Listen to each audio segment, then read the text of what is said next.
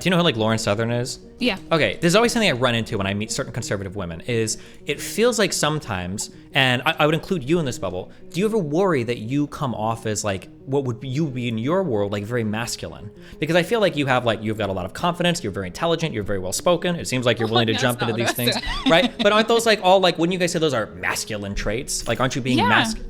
But yeah, why? Don't you think it's like if all women could learn to do these things, like be assertive, like have strong opinions, like I feel like it's such a shallow or low like sad engagement with the subject of like femininity and masculinity, where like red pill people often give a ton of good advice for the worst reasons, and I run into that so many times. So like when you say things like, okay, wait, I have to kill you. Okay, hold on, I'm so sorry. Go ahead. Introduce yourself for everybody. Oh yeah, my name's Aly Drummond. I have a YouTube channel at RealFemSapien. I'm also on Instagram and Twitter by the same handles. I guess at this point, I'm a cultural commentator, and I just talk about various topics that I'm interested in. I think some topics that I find interesting and sometimes helpful would be like red pill content. I also, I started a Substack, so that's fun. I'm gonna put girls onto some girl game because apparently we suck. And yeah, you know, I would consider myself socially conservative. Politically conservative, I'm not really sure because I don't think that word means anything these days. So if it ever gets around to meaning something, I'm sure I can redefine myself. Okay. Okay, before we go farther, shoot, hold on. I gotta fix, my mic is fucking up a little bit. 1 second, hold on. Okay, I'm here. Okay. Red pill, dating stuff, girl, game. Why did you reach out to me? What was why? What did you see or what? Yeah. Oh, well, I'm not trying to be mean, but be mean. Hold on. All right, you're on one of the meanest places on the internet, so be mean. Okay, go. Okay. Well, I saw that you talked to Torsha, and I saw that you talked to Pearl, and I just feel like I don't know. For some reason, I ended up going down the red pill rabbit hole, and I think that I could articulate it better than them. Well, you're not even being mean to. You're not even being mean to me. You're being mean to other people. Lame. Okay, go ahead. Articulate it. Well, no, I don't think I have any bones to pick with you. I think you're actually pretty interesting. Well, but I'm like super anti-red pill, so we'll see. Yeah, well, no, I think you might be more masculine than I suspected because I was listening to you on your stream earlier, and you know, I was blushing. I was like, oh my god, like he talks how a man would talk. So it was very counter to what I thought, you know, what I was expecting, because everyone's like, well, he hates masculinity. I'm like, well, he talks like a man. So there you go. But okay. Yeah, no, I'm just trying to, I don't think I want to necessarily advocate for it. It's just there's good stuff in there if you decide to use it for something that's going to benefit you in your life. If you choose to use it for like hedonism, or if you choose to use it for, I'm talking about like red pill theory and content like that. If you choose to use it to blame women for your problems, then obviously that's not going to be helpful for you. Yeah, I would agree. Well, where do you want to start?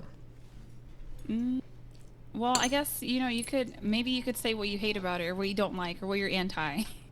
I might end up agreeing with you a lot. We'll see. I think men are more similar to women than they are different, but I think we have some extreme differences that we have to account for, especially when it comes to like dating and sex. I don't prescribe to the whole or subscribe to the whole like evolutionary psychology tells us that women are hunting for resources and men are doing this and blah blah blah blah blah, and it's evil that women are working because it breaks the social order. I don't subscribe to that. I think that male and female social roles are pretty malleable, that like broadly we follow like some rough trends in terms of where men end up and where women end up, but that we have a lot of flexibility in those roles. I don't think that women that work are evil. I don't think men that stay at home are like breaking anything. Yeah, I don't know which are there. Usually when people come to me, it's because we've had like a strong disagreement on something. So, but most of the things that I fight with have to do with like the hedonist red pill shit. And it sounds like if you're against that, that's going to be like the lion's share of what I talk about. Oh, yeah. Well, I mean, hedonism isn't good for anybody. I know you're on the very progressive side of things. We were talking about some stuff earlier, and I was like, like my ears. And I was like, it's fine. Or like what? Okay, yeah, what things? Yeah, might as well. Because otherwise we're going to sit here nodding at each other like idiots all the time, so. I know. No, I mean, just drug use. I'm like, oh, that's not good for anybody. But I think it's natural. Wait, drugs are, how do you not like drugs? Drugs are awesome. Do you drink coffee? Oh, okay. Well, yeah, you're right. Yeah. Well, Or I do mean, you like like, coffee? I'm not going to be here to like, oh, well, coffee is just like doing LSD, right? That would be stupid. But I'm saying like there are some substances that we take and they affect the way that we look at the world, we process things. It can affect our mood, and sometimes like visiting those places can be fun. I think alcohol was the same way, right? Or are you like super anti-alcohol too? No, I just think that some people can't handle alcohol. I know I'm one of those people. If I have one drink, I have to have six. So I think I have that weird genetic predisposition where, there's some chimps out there that will drink themselves to a slumber. And I think that I happen to be one of those people. So I just choose to abstain. I'm also pregnant. So obviously I should not be drinking if I'm pregnant, but alcoholic women do it all the time. I think I'm just not used to people using drugs ethically or Sure. with informed consent, I suppose. Because I think there's a Dr. Carl Hart who I would agree with him. I think that it's probably better for everyone if we decriminalize all drugs so that they can be regulated through the FDA. So that way we have less bad batches that lead to like overdose, and then we also have more education that goes into the drug use. Like, hey, if you take a downer with another downer, you're going to put yourself into respiratory distress or like cardiac arrest and things like that. So that's my position on it. But I do think that I've seen where my life has improved significantly by trying to live more, I get more moralistic or traditional or what have you. It's hard to even describe it as that because what is traditionalism these days? It's just really benefited my life to not do everything that my brain tells me to do on a whim. Not that you're doing that at all. Yeah, no, I agree with you. I think that drugs should be looked at as like a life enhancer, not like a depressant avoider. Like if you're using drugs, you're like, oh, I want to have like a little bit of fun right now, and I think a drug would make that really cool. I think that's probably an okay way to utilize it. But if you're like, my life is fucking horrible and I have to use this drug to just like get by or like to escape, then I think that puts you in a really bad spot. And I think a lot of people use drugs as kind of coping mechanisms for day-to-day life rather than just like, oh, I'm going to do this because it seems like a fun thing to do right now. And then I'm going to be done with it and move on because like my life is okay, Yeah, I think I just disagree with traditional values on people should try them to see if it makes their relationships more functional. And I know you're very much on the progressive side of things too. I'm not sure, do you consider yourself egalitarian? I mean, like, doesn't everybody? I feel like it's kind of a worthless word. I mean, I would say yes, of course I do, but I mean, I feel like that's like saying, like, do you see yourself as being like rational or logical? It's like, well, yeah, of course, I'm quite egalitarian, I'm quite rational, but I mean, it depends on what you mean by that, I guess, yeah. Yeah, so my position on men and women is that they're complements. So I hold a complementarian view. I don't go for the egalitarian bit at all because I think a lot of people push the egalitarianism, but I don't think it's rooted in reality. And I think that every couple is egalitarian until they have a baby, and they start to notice gender differences pretty quickly in that moment in time. So it's cute, but I don't think it's factual to reality. I think men and women are complements. But more so, I just think people should try out some traditional things and see if it functions better for them. Because I know that there's different flavors and different styles of marriage.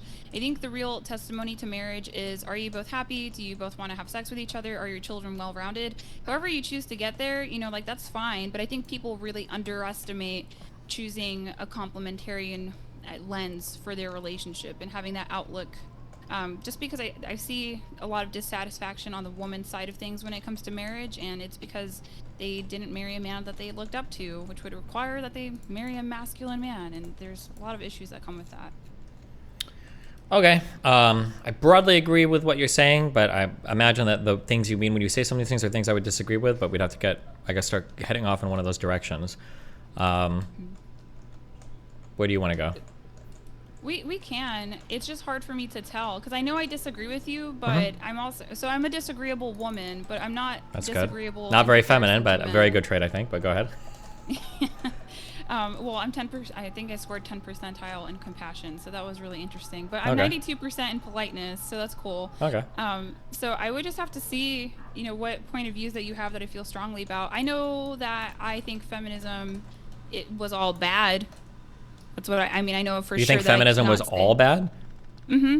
Yeah, I didn't think that before, but I've been kind of working to see if that was a lens that I could hold, and I think I got there. We say prior to today. Couldn't you say arguably that like your existence online as a content creator doing stuff is kind of a little bit feminist in nature? That would require using the lens that you think that women got what they wanted through women and not through men. Well, I mean, it was through men and women, right? I mean, we all live together, right? No, I don't think that. I think that men love us and care about us and gave us a lot of liberties. Like I don't. Well, I but don't they think didn't that we just give got it, right? Women had to fight for it, right? Like women's suffrage wasn't just like all men were like, okay, let's do this for women. Like I think a lot of women were fighting for it too, yeah? I mean, I think that's what it looks like, but I don't think that that's true. I think that I think good men often address the oppression of bad men. And I think that the good men of society would have always liberated women or chosen to in the West. I think other nations are not there, but I think the first culture that's post-industrialization. So I just hold the lens that men genuinely, the other half of the population, they genuinely care for us and they do things to liberate us all the time. So that's why I would say feminism, I could say, is all bad, because I view it to be more of a female supremacy movement. And I'm Puerto Rican, just FYI. I know I'm on the light skin side of things. It's winter out here. But I don't think Susan B. Anthony did anything for colored women. I know people say that, but I don't agree with that at all. Like, I think she was just concerned about the white woman's right to vote. So it's like really foolish when I go to undergrad and these social science professors want me to champion this white woman. And it's like, why? I don't think I was ever in consideration in her mind. Okay. Well, okay. If women hadn't had fought for the right to vote, for the women's suffrage movement, do you think men... Well, let's start with here. Do you think men would have given it on the same timetable, or would it have been later, or would it have not happened at all? I think it would have taken longer. But men had to wait thousands of years to get the right to vote in the first place. Like, we had monarchies prior to, the democracy that we have today. Well, men didn't have to wait to get the right to vote. It was poor men that had to wait, right? Yeah, which would have been most men. Yeah, but still, it wasn't barred based on sex. It was barred based on class, right? Like in those cases, like the aristocratic women didn't get to vote, right? Even though they were higher class women. So I think that the distinction there was drawn on class, not on them being men, right? Okay. I feel like in any system where women, or I'm sorry, where there's an oppressor and oppressee, if the oppressee is fighting for things, then the oppressor is necessarily always going to be the one to grant that thing. But I feel like with that philosophical paradigm you set up, that no person can ever fight for anything from an oppressor, because it always, at the end of the day, has to be granted by the oppressee, unless they literally kill all of them, right? Can you repeat your last two sentences? Because I'm trying to follow. Because oppressor, oppressee, I'm like trying to keep up. I'm like, this is double negative. What? Sorry. Let's say that you have like a group of people that is owning another group of people, right? Okay. It feels like with the logic you've given me, the only way, no matter what happens, if the group of people that's being owned is no longer being owned, then it's just because of the owner group of people decided to change their mind, because they're the only ones with the power to do so. I wouldn't say that it's a drive to like change their mind. I think it's just gradual, that the goodness of men would have yielded that to begin with, just in due time. I think we want to very much, rush progress and reach it overnight, but that is kind of foolish, really. I mean, we get it, and sometimes it's slow, but I think it would have always happened. Like, I think that men, this is my thing, right? It was important for women to have economic autonomy, and especially prior to in a world that didn't have birth control. It was really important, because if you were married and you became a widow, and you had all of these children to take care of, but you didn't have access to an education, you didn't have access to decent work, you would have been put immediately in destitution. And that's what happened with the poorhouses or the workhouses that were in London. And they did separate the women from their children. So it's just my opinion. I think that men saw that, and when they were liberated, they liberated women. That's why I think feminism is all bad, because I think it just comes down to female supremacy, especially if you consider like the terrorist roots of it. And it doesn't seem to me that it was about all women. It just seems to me like it was about white women. And I think it continues to be about white women. I think they're very out of touch with these low SES minority women who they try to use to advocate for their points. I think it's disingenuous. I think they don't, I mean, I'm out of the low SES now, but I was born into that. I think they're out of touch with women like us. Sure, but like if it was the case that women were that men were just going to grant these things to women because I guess they really love them and they're nice, why didn't they get it so much sooner? Well, I would have to look at how hard it was for all men to get the right to vote. It seems like men got the right to vote, I think, from what I can remember, is the 15th Amendment in 1870. And then it seems like women got the right to vote through the 19th Amendment in 1920. But there's lots of caveats to that, like property ownership, race, what have you. I'm sure there's much more detail than that.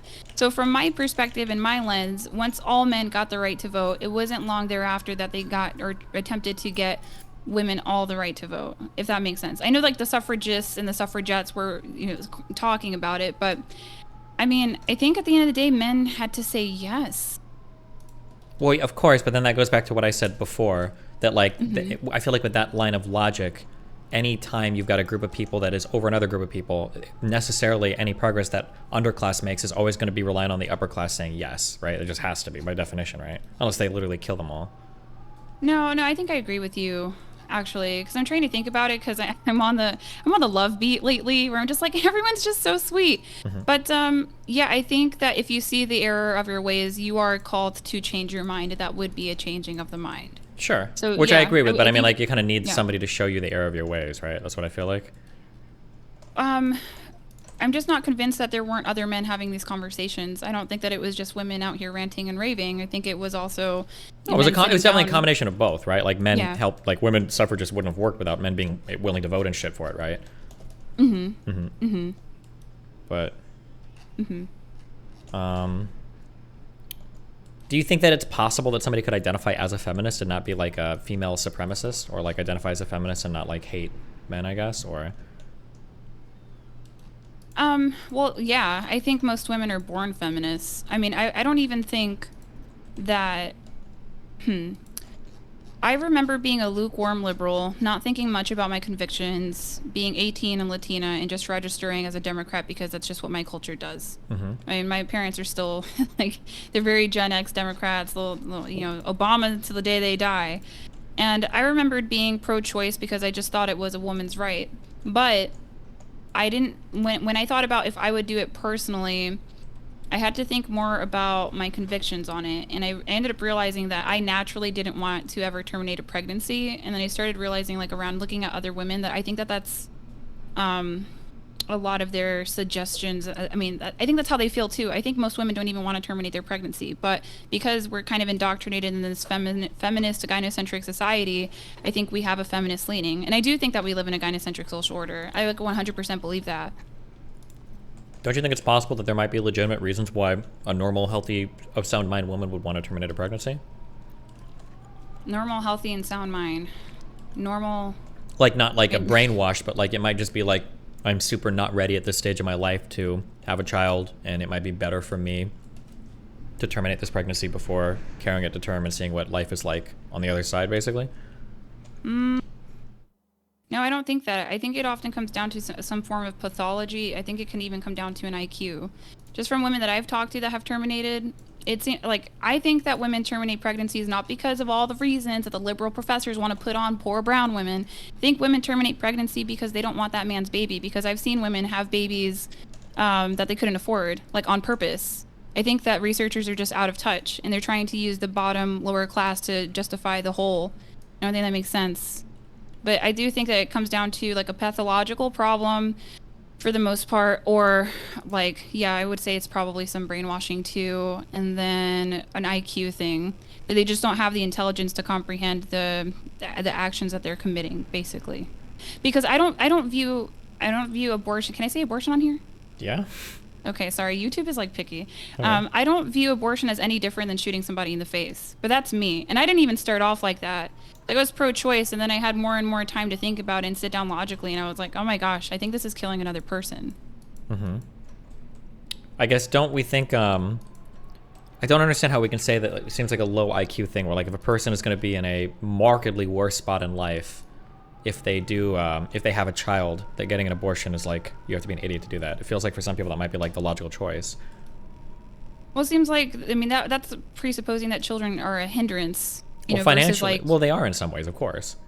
I mean, that's hard for me to say too, because I'm saying, like, like, I'm from these neighborhoods, like, these women. I'm telling you, this is my opinion, okay, and it could be a totally biased worldview just from what I've experienced. And at the end of the day, if they want that man's baby, they're gonna have that baby. Sure, there might be, but I'm not saying there might be some that scam this stuff. I'm just saying that, like, we can envision that there are rational reasons why having an abortion would make sense, right?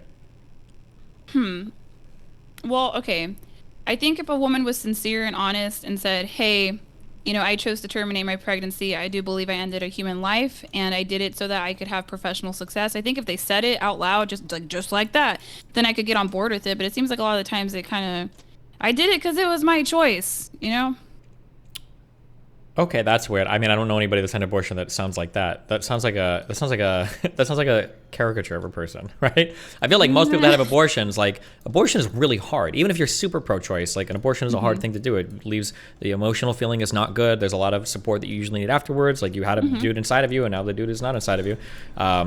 I've heard of the whole like, oh, liberals celebrate abortion. They get it like Halloween candy or whatever. I mean, and I'm sure there might be some people that do that, but I mean, I think in general, I feel like it's a pretty hard decision to make. I don't know how many people celebrate having had an abortion. I'm sure there are some out there, but I don't think it's that hard. Like I think that we overestimate women's empathy.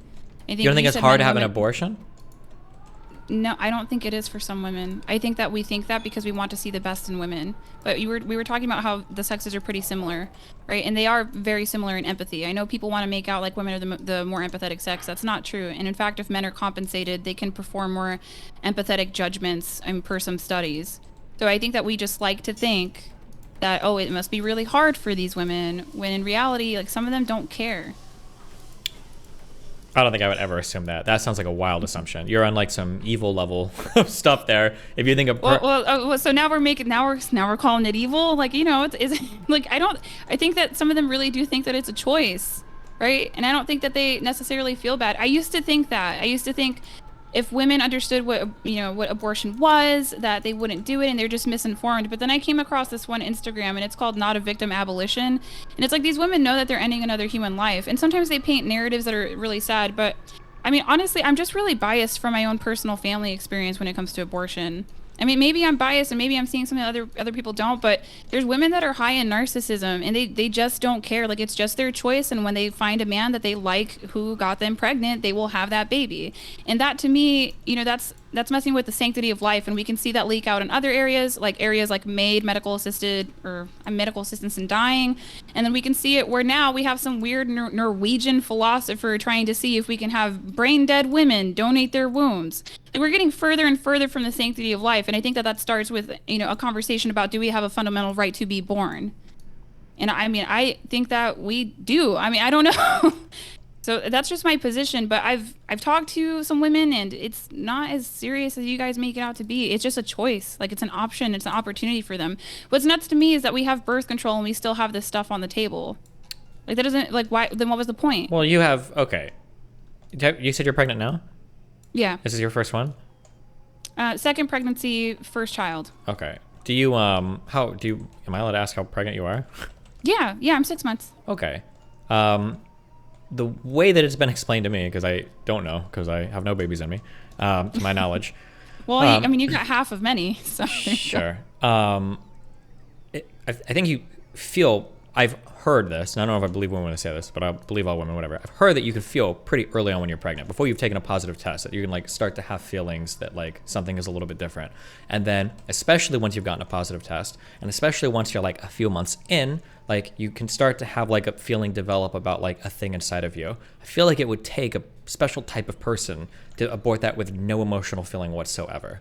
And I'm sure there are some that could, but I think in general, I think it's a pretty rough call, even for women that are pro-choice. I think it's a pretty tough thing to do. I wouldn't say that it's all women, because like what I'm talking about is more of a concept of maternal narcissism, which is what I see that's a problem in the low SES community. And there's like elements of gynocentrism, and if you want to get Latin with it, there's a concept of Marianismo. I don't think it's all women. I think some women make the choice and they resent it or regret it afterward, and I think that that's really sad. And they do come out and they share stories about it, but somebody like convinced them that this was going to be like the better outcome for them, and then they're on the other side of that. And that's more so what I want to prevent. I think abortion hurts women more than it helps women. But if we're going back to like, you know, feeling a bond with your baby, I mean, you can always have another kid, right? You can always get pregnant again. Well, yeah, but that's the thing. They're like, well, I could just do it again. Well, but I mean, you can, right? Yeah, you mean? I think so. I know I've read some things that suggest that it can mess with your fertility after the fact, but I don't think that's on the whole. Mm-hmm. And most women who terminate have a child anyway. Well, I think I have let me find my Google Doc, but I think it was like 60%, maybe 40%, I can't recall, but there's a lot of women that are already mothers that terminate. So like, I just think that it's maternal narcissism, and I think that comes from, you know, like, well, can you explain, what do you mean when you say that? So the Red Pill would call it solipsism. right? And I think that that's a real thing. But when I talk about maternal narcissism, so if we're talking about low SES brown people, there's typically some sort of agriculture background. So for Latinos, it's going to be, well, yeah, for Latinos, it's going to be agriculture. For the Black community, it's going to be sharecropping, right? Because that's probably what's still affecting us today through like our grandparents. So for us, on the Latin side of things, like my grandma's first job was plantain picking and coffee bean picking. So when it came to emotional intelligence and development for their children, there was none, because raising children to them is just, you know, do you have food? Do you have shelter? Do you have clothes? If so, you're taken care of. So there was no emotional development. And then we get, you know, like brought into the United States where we have a lot of abundance that we're not really familiar with. But so the maternal narcissism is like in our cultures and communities, the mother is close to God, right? And this is going to be more on the Latin tip, okay? So on the Latin tip, that brings in a concept of Marianismo, which is, do you understand Marianismo? Are you familiar? Nope. Okay, so like the red pill would just call it gynocentrism, and it's true, because that's what you were talking about earlier. I guess like somebody who's Black got mad at you about something. I don't remember. So the mom in the Latin community is close to Holy Mother Mary, right? And then there's machismo. I think you're familiar with machismo because you would probably refer to it as like toxic masculinity or something like that.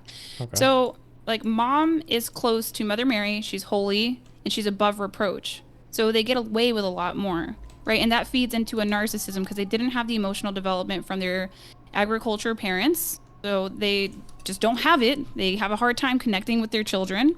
And then we have this gynocentric social order in the United States that says you can do whatever you want. This is your right. And so I think that's how we get to women who don't care about terminating a pregnancy. I think it's like solipsism and narcissism. So that's a hard breakdown for me to say, like how I've seen it in my life. I'm not sure what it's like for white women, but it's a big enough problem in the Latin community that if you look for it, you'll find some content about it on YouTube, definitely on Instagram, because there's a whole slew of children that are trying to recover from maternal narcissism that I found my little way into. So yeah, I think some women just don't care about terminating the pregnancy. I really do think that. But I think that would probably be a pathology or an IQ problem. Why are they, if they already have kids and they're getting abortions, where does the maternal narcissism play into that? Well, because the kid is not their own person. Like the kid to them is just an extension of themselves. Okay. Like it's hard to explain. But like these women are holier than thou, above reproach. They get away with, well, literally, I guess if you want to talk about abortion, it'd be murder. But they get away with like things like child abuse too. So that's what I'm saying is like we think that women are the more empathetic sex. I don't think so. I think we're about as empathetic as men are, and I don't think men are low in empathy. I think we're about the same. So I think we're capable of not caring about terminating these babies. I think we're capable of that, but I think we don't want to say that because that would make women look bad. Okay. I mean, obviously, I don't think that the fetuses are quite human yet, but that's probably like a whole other conversation.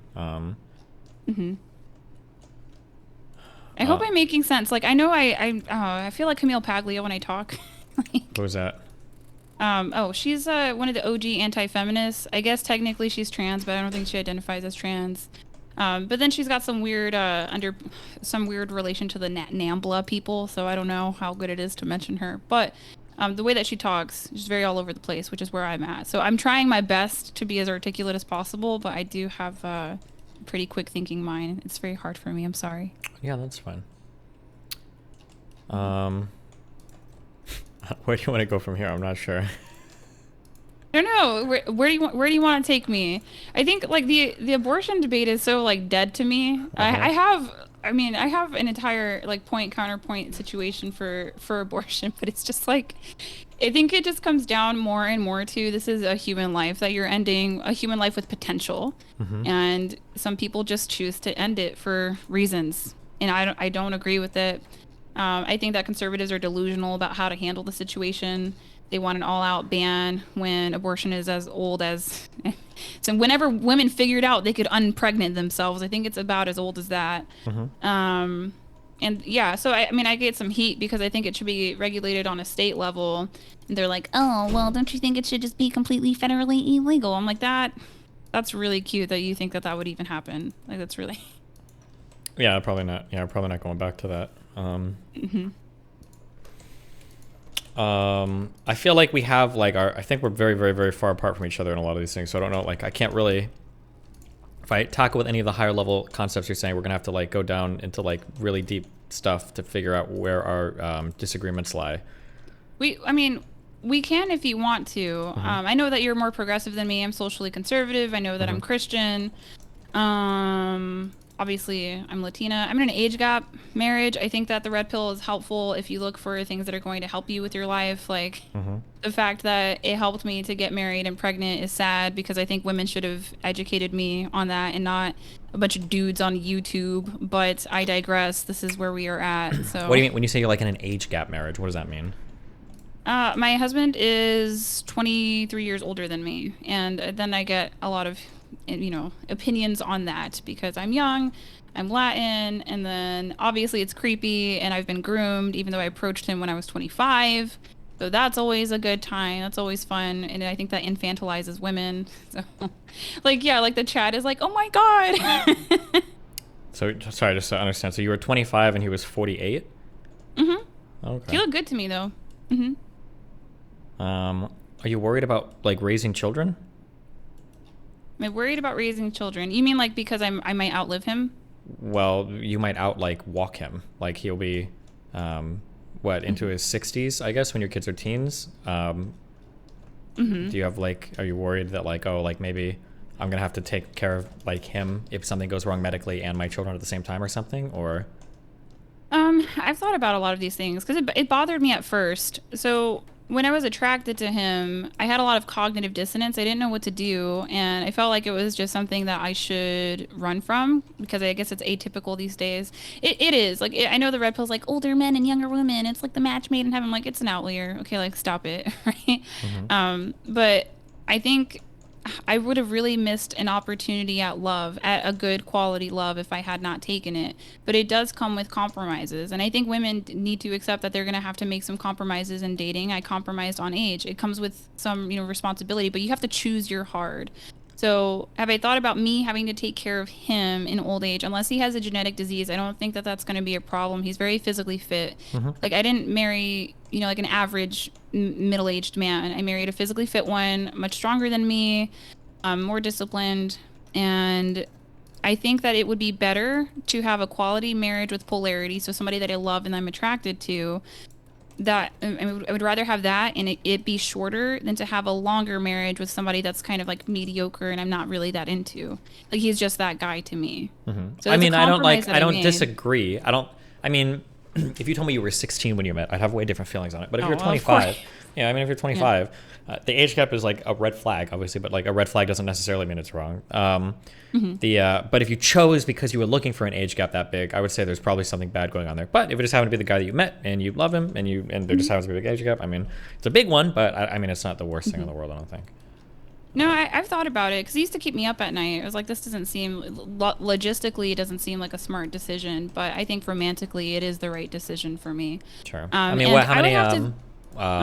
long have you guys been together for? We've been together, I think, 2.5 years, and then we'll be married for a year at the end of the month. Gotcha. How old is your first child? So that was a miscarriage that I had. So I've been pregnant twice. This is my second time. This is going to be our first child. I thought when you said you'd been pregnant twice and I thought you had one child and one miscarriage. But you mean the pregnancy you have right now is your... Okay, gotcha. Yeah, so yeah. Okay. Yeah, I'm very public about that just because I think it's important for women to understand, like, as much as we want to shield women from the biological burden of reproduction, some, bad things still happen anyway, and I think it's just better if we kind of accept it at times. But that's been an interesting journey where I'm like, is the medical sector helping me or hurting me this pregnancy? I can't decide. Sure. But yeah, that was just something so that's what the red pill helped me with, right? Because I felt some type of way. I was like, he's older than me, I shouldn't do that. But then they explained, here's logically why an older man who has resources, who is physically fit, might be attractive to you.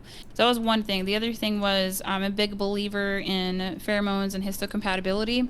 I'll know if I'm right on this. I'm running kind of an experiment, but I found out that I'm a carrier for a very damaging recessive gene for like a bad disease.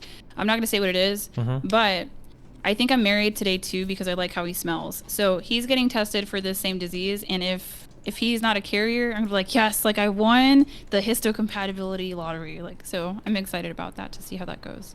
But Gotcha. you can ask like tons of questions about it, because like I think there's some stuff in the chat people think like red pill grooming.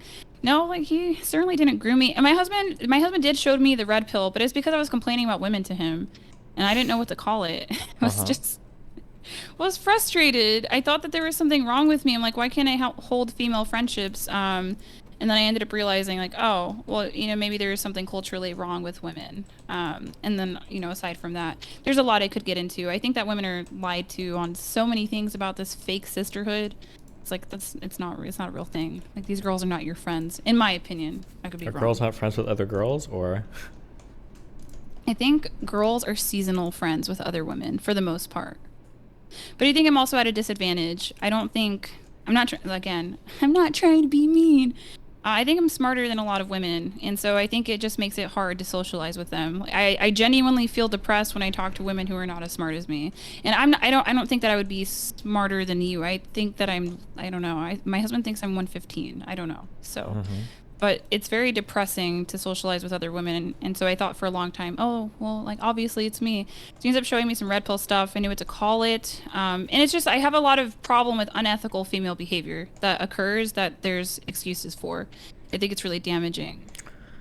What's an example of unethical female behavior? I think women get away with child abuse. What is child abuse, man? So there's 5 forms of child abuse: verbal abuse, emotional abuse, physical neglect, emotional neglect, and is it sexual abuse? I think that might be the last one. I think women get away with things that if fathers were to do them, they would be publicly admonished or put to jail. Like, do you think that fathers don't engage in any of these, or do you think that they don't engage in them because you just don't parent as much, or what do you think? I mean, I know men and women are capable of aggression to the same degree, except when it comes to like physical aggression, men actually hurt people. So women will physically aggress, but it's not that physically damaging, harmful, I would say. So we're both equally capable of aggression, but whenever we hear about child abuse, we only hear about it from like the male perpetrator side of things. That's usually the caricature that we see in academia. I think there's a big chunk of academia that isn't looking into female propagated child abuse, and I think that children don't even know what to call it. I think that they're just like, oh, my mom was strict. They don't think upon reflection, oh, my mom physically assaulted me, my mom emotionally neglected me, abused me, blah, blah, blah. But if it was their father, they'd be very quick and able to label that and address it. So I think like women get away with these things in this gynocentric social order, but I don't think it just happens with families. I think that women can also be abusive, and what we would call abuse if a man did it, I think women do it to other women too in friendships, if that makes sense, like verbal abuse or like verbal manipulation, emotional manipulation, stuff like that. Okay. The problem is every time I ask you a question, we open up like there's like 52 different doors to go down. You can pick them. I'll follow your lead. It's all good. Oh, okay. I need a drink for this. Okay, give me 1 second. Not like an alcoholic Yeah, drink. go Okay? ahead. I'm sorry. Hold on. Give me 1 second. Give me 1 second. Hold on. Yeah, take your time. Is he speechless in a good way or a bad way? I'm reading the chat. Also, it is so hot in here. My face is pink. What do we have? Alcohol. Yes, we go. We all need a drink. How am I cooking? You guys can ask me questions about my life. I'll answer it. Like, honestly, look, if my life had been different, my life had been easier, and I think I wouldn't have questioned so many things. But I had a very hard life, and then I go to academia, and these people swear they know so much about low SES brown people, and so I actually was a social work major. I had to leave the program because I felt like they weren't helping anybody. I literally felt like they weren't helping anybody, so I bounced. I ended up doing anthropology, but it's like, if you're born with a decent IQ in the ghetto, you make some observations and you're like, I feel like there's problems here, but academia can't address any of them because they're scared to look racist. And I'm like, you guys are making it worse. Y'all are making it worse. I'm like, please help. Social sciences are over 100 years old. What the hell have these people accomplished? What did I like about my husband? He was charming and direct. Successful, blue eyes. I think I have a thing for blue eyes. I'm pretty sure. I'm trying to watch the chat.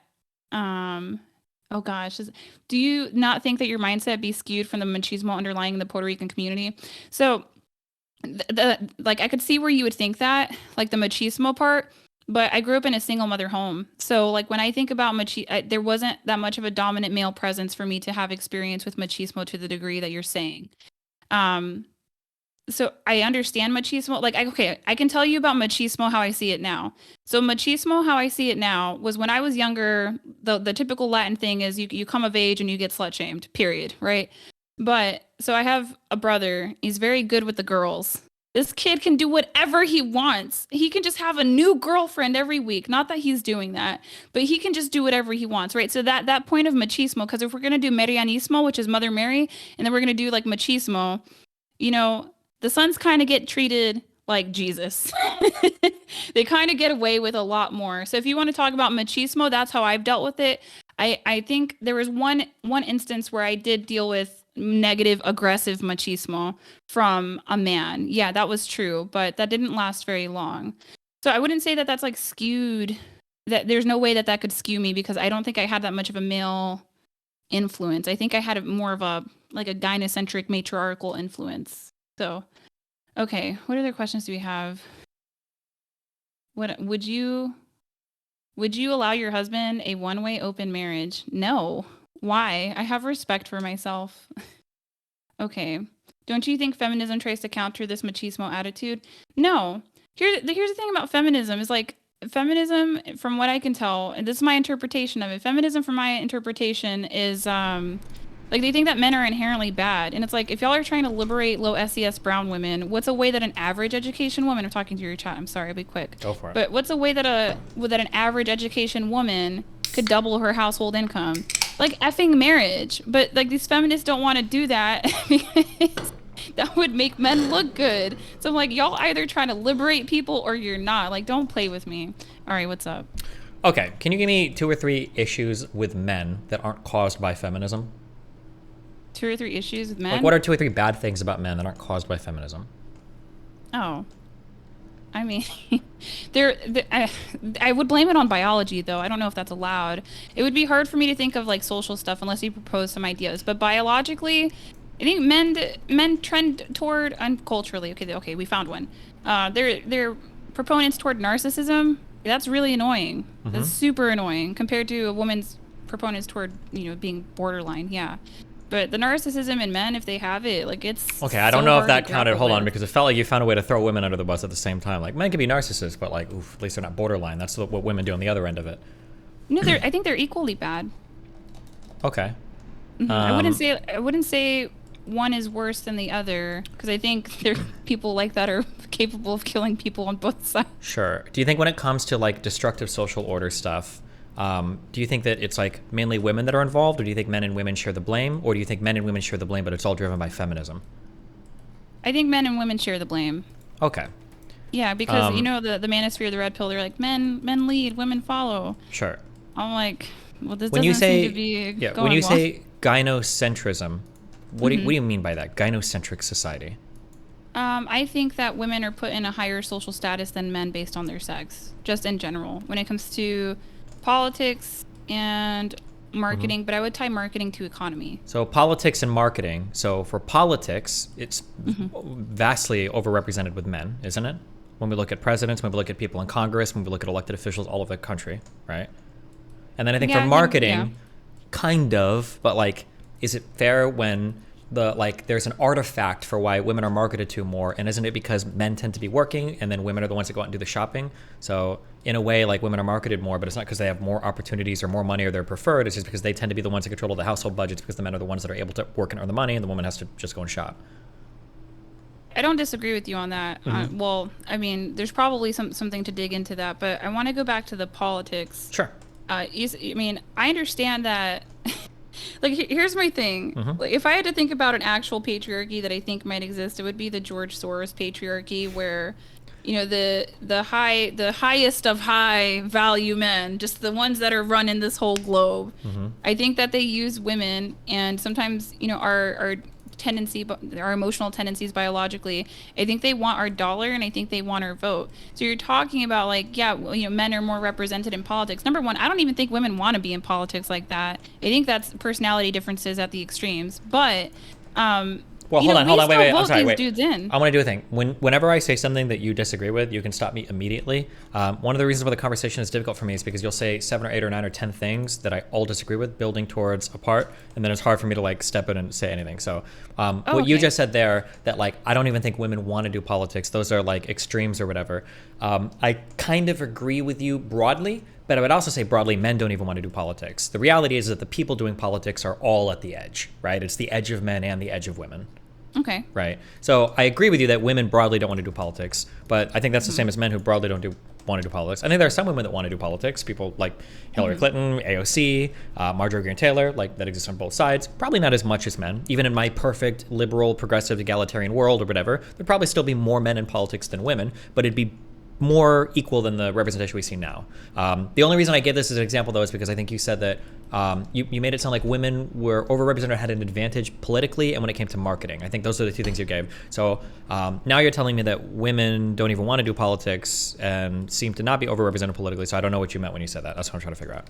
Well, because you were talking about politicians and you weren't talking about voters. But like we're voting for these men first and foremost, right? And granted, it's like all we have to choose. I think overwhelmingly when people run, it's usually men.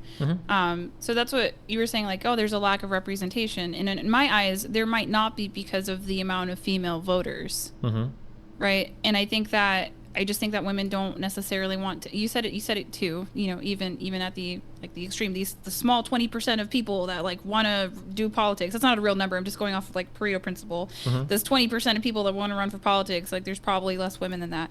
Yeah, I mean, I would say I'm on that. Okay. So I'm looking this up now because I should have known this, but I didn't even know this. I'm looking at gender gap in voting in the United States, and it seems like quite a few more women. Unless I'm misreading it, seems like quite a few more women vote than men in the United States. Yeah, that's the other thing too. We outnumber men at the polls and for registration, so that would just be further to the point where we might actually live in a gynocentric social order where women make the overwhelming majority of political decisions. Sure, but then I still don't know if I can say that gynocentric.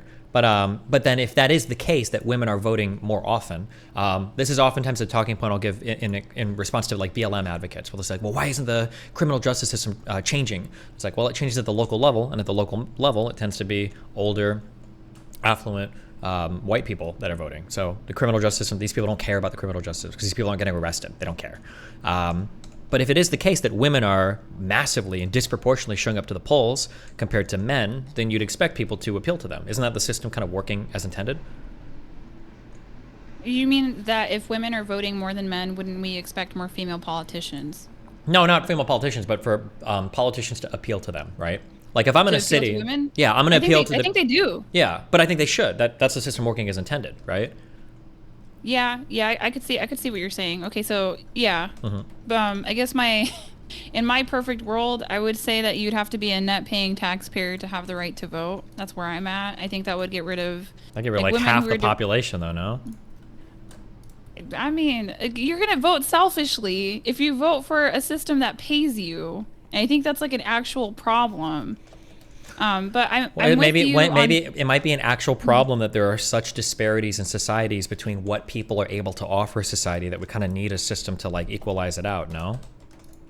Like in any society, you need people that are going, not to be crass or anything, but like some people have to be janitors, some people have to be working at McDonald's. Like society doesn't work if everybody's only an engineer, right?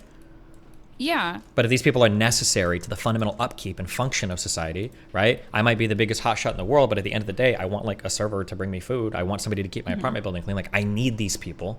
I don't think a world order works where I get to vote and they have no say in how the system is ran just because I happen to be doing a job that is more valued in society than they are when I need them to exist to do my job. Yeah, but I think we're, kind of equating blue collar workers to not being net taxpayers. Because blue collar workers are probably almost never net taxpayers. I think it's like the bottom. I think that the bottom 50% of American society doesn't pay federal income tax. I think it's a net negative. I think for bottom 50%. Okay, so can you, I don't know how you would look this up. So I know the median income for men is somewhere around 52,000. The median income for women is somewhere, I think, in the 43,000. Wait, is that true? I thought median income for men was like 39,000. We can just look it up. We can look it up. Sorry. Yeah. Because I'm trying to see, like, if that's true, damn. Our tax system is very, very, very top heavy, right? I would be much more brutal than that, just because, I mean, I grew up in a community that I feel like the children are paying for a lot of bad decisions from the parents because we have government bailouts. Well, I mean, the children pay for bad decisions, but they also inherit like consequences of the good decisions as well, right? Like, yeah, we've got to deal with bailouts and shit, but we have like the internet, right? Okay, I mean, if you're talking about, on the whole, are things getting better? Yes, but we still have these like predisposed, these children that are predisposed to kind of suck and never realize their full potential because, you know, mommy chose Uncle Sam over trying to figure out like love. But I mean, that's like not even necessarily women's fault. It's a Gen X mom and baby boomer mom problem. They suck. Well, I feel like everybody's parents sucked, right? Isn't that kind of the point? Didn't everybody's parents have issues? Like we complain about some things, but I feel like everybody had issues, right? And everybody's right. No, I don't think so. So obviously everyone has issues, right? But if we're looking at the influence of SES and positive outcomes, then, you know, there is a big difference. Yeah, I've met rich people that have problems. They're different problems, but I'm sorry. When I said everyone sucks, I wasn't comparing class to class. I was just saying generation to generation, right? Obviously, class to class, like upper class and middle class people are going to be doing phenomenally compared to working class people in almost every single thing, right? Okay. That's going to be a lot different. But I was saying generation to generation, like boomer parents sucked and had their problems. Silent generation parents probably sucked and had their problems. People prior to that sucked. Like, you know, we go through shitty shit right now because we've got to deal with like bank bailouts and stuff. But, you know, older generations had to deal with the Great Depression, which sucked. I mean, like, we all kind of have our problems. We get some advantages, we get some negatives. I think it's hard to say on a whole, like this generation sucked compared to this generation, I think. Oh, okay. Well, I mean, this is different. I can put a pin in it. I can remember it because I would just be talking about how I think Gen X moms, baby boomer mothers are derelict of their duty. But what do you mean by that, though? Well, I don't. If we start on this, then we can't go back to the median income. And okay, we can go back. Yeah, that's fine. Okay. Okay, so whichever direction you want to go, I'll follow you. What were we talking about for median income? Oh, I think the stat is like how many of these people, the bottom 50% of American workers, I don't think pay taxes. I think that's true. Their federal tax liability ends up being zero once you get past like your standard deduction, your child tax credit, anything else you got. Okay. Huh. I mean, I might just have to be a jerk. Like, I might just have net paying taxpayer, baby. Like, no, you can't vote for the system that feeds you because we end up with problems like what's going on in Brazil, Venezuela. I'm very forward projecting in that way. But don't you want it? Well, let's be forward projecting. Don't you kind of want and need everybody to be bought into the system? Like, do you really think the bottom 50, 60% of people would be happy if they couldn't vote? I mean, I wouldn't be talking about happiness. It would be like the net positive. Well, you know, happiness is important because if they're not happy, then they do things like violent revolution, right? That's what I'm trying to avoid. I don't want like a when I say like be happy, what I mean is that like they would be content to exist in a peaceful manner within this system. That's what I'm thinking of. Well, this is where I just think that if there's people that are, and I hate to say it, like more intelligent, because I mean, even an intelligent person born low SES is going to find a way out. But people that are more intelligent, more capable, and I know there's like Nepo babies, and I don't like them either. But I think that it's possible that this bigger representation could do well for the bottom half, like could make their lives better. It would have to be an experiment. I don't know what kind of fallout there would be. You know, I would like to see how that would work, but I don't think it's happened yet in order for us to do it. But I see a lot of problems when it comes to like Democrats in the U.S. Republicans have their own problem, but when it comes to like low SES minorities and Democrats, I feel like these people are shooting us in the foot like every day, and it just pisses me off because I think we could be way better off than what they're willing to do for us. Yeah, and it's like we have to pay for it at the end of the day. Like, we're the freaking community that doesn't have fathers. We're the ones that have criminality. You know what I mean? Like, lack of access to health. Like, it's us. I guess I just see, like, I feel like rich people, there's a lot of problems they just wouldn't give a fuck about. Like, rich people wouldn't give a fuck about fixing, like, homelessness. or like doing anything for like people that need food stamps. Like they're just like, oh well, if you can't work, like suffer, starve, who cares? Like, Do you think that so the very, very wealthy people that you're referring to, do you think that they would trend toward, I don't know, like narcissism or sociopathy? I wouldn't say neuroticism. I would just say like narcissism or sociopathy. Like, do you think they're more, you know, less human? I don't think it's that. Never explain with malice what could be explained with stupidity, except instead of stupidity here, I'd say just kind of like cluelessness, right? Like, I don't think it's that rich people would be especially cruel. I just think they just wouldn't care as much because like, oh, like why can't this person just figure their shit out, or why can't they do that? Like I feel like that would be like where people would tend towards, and they wouldn't worry about some problems because they'd be like, you know, why, like they wouldn't even know it's a problem. They just wouldn't think much about it, like ignorance basically. Mm-hmm.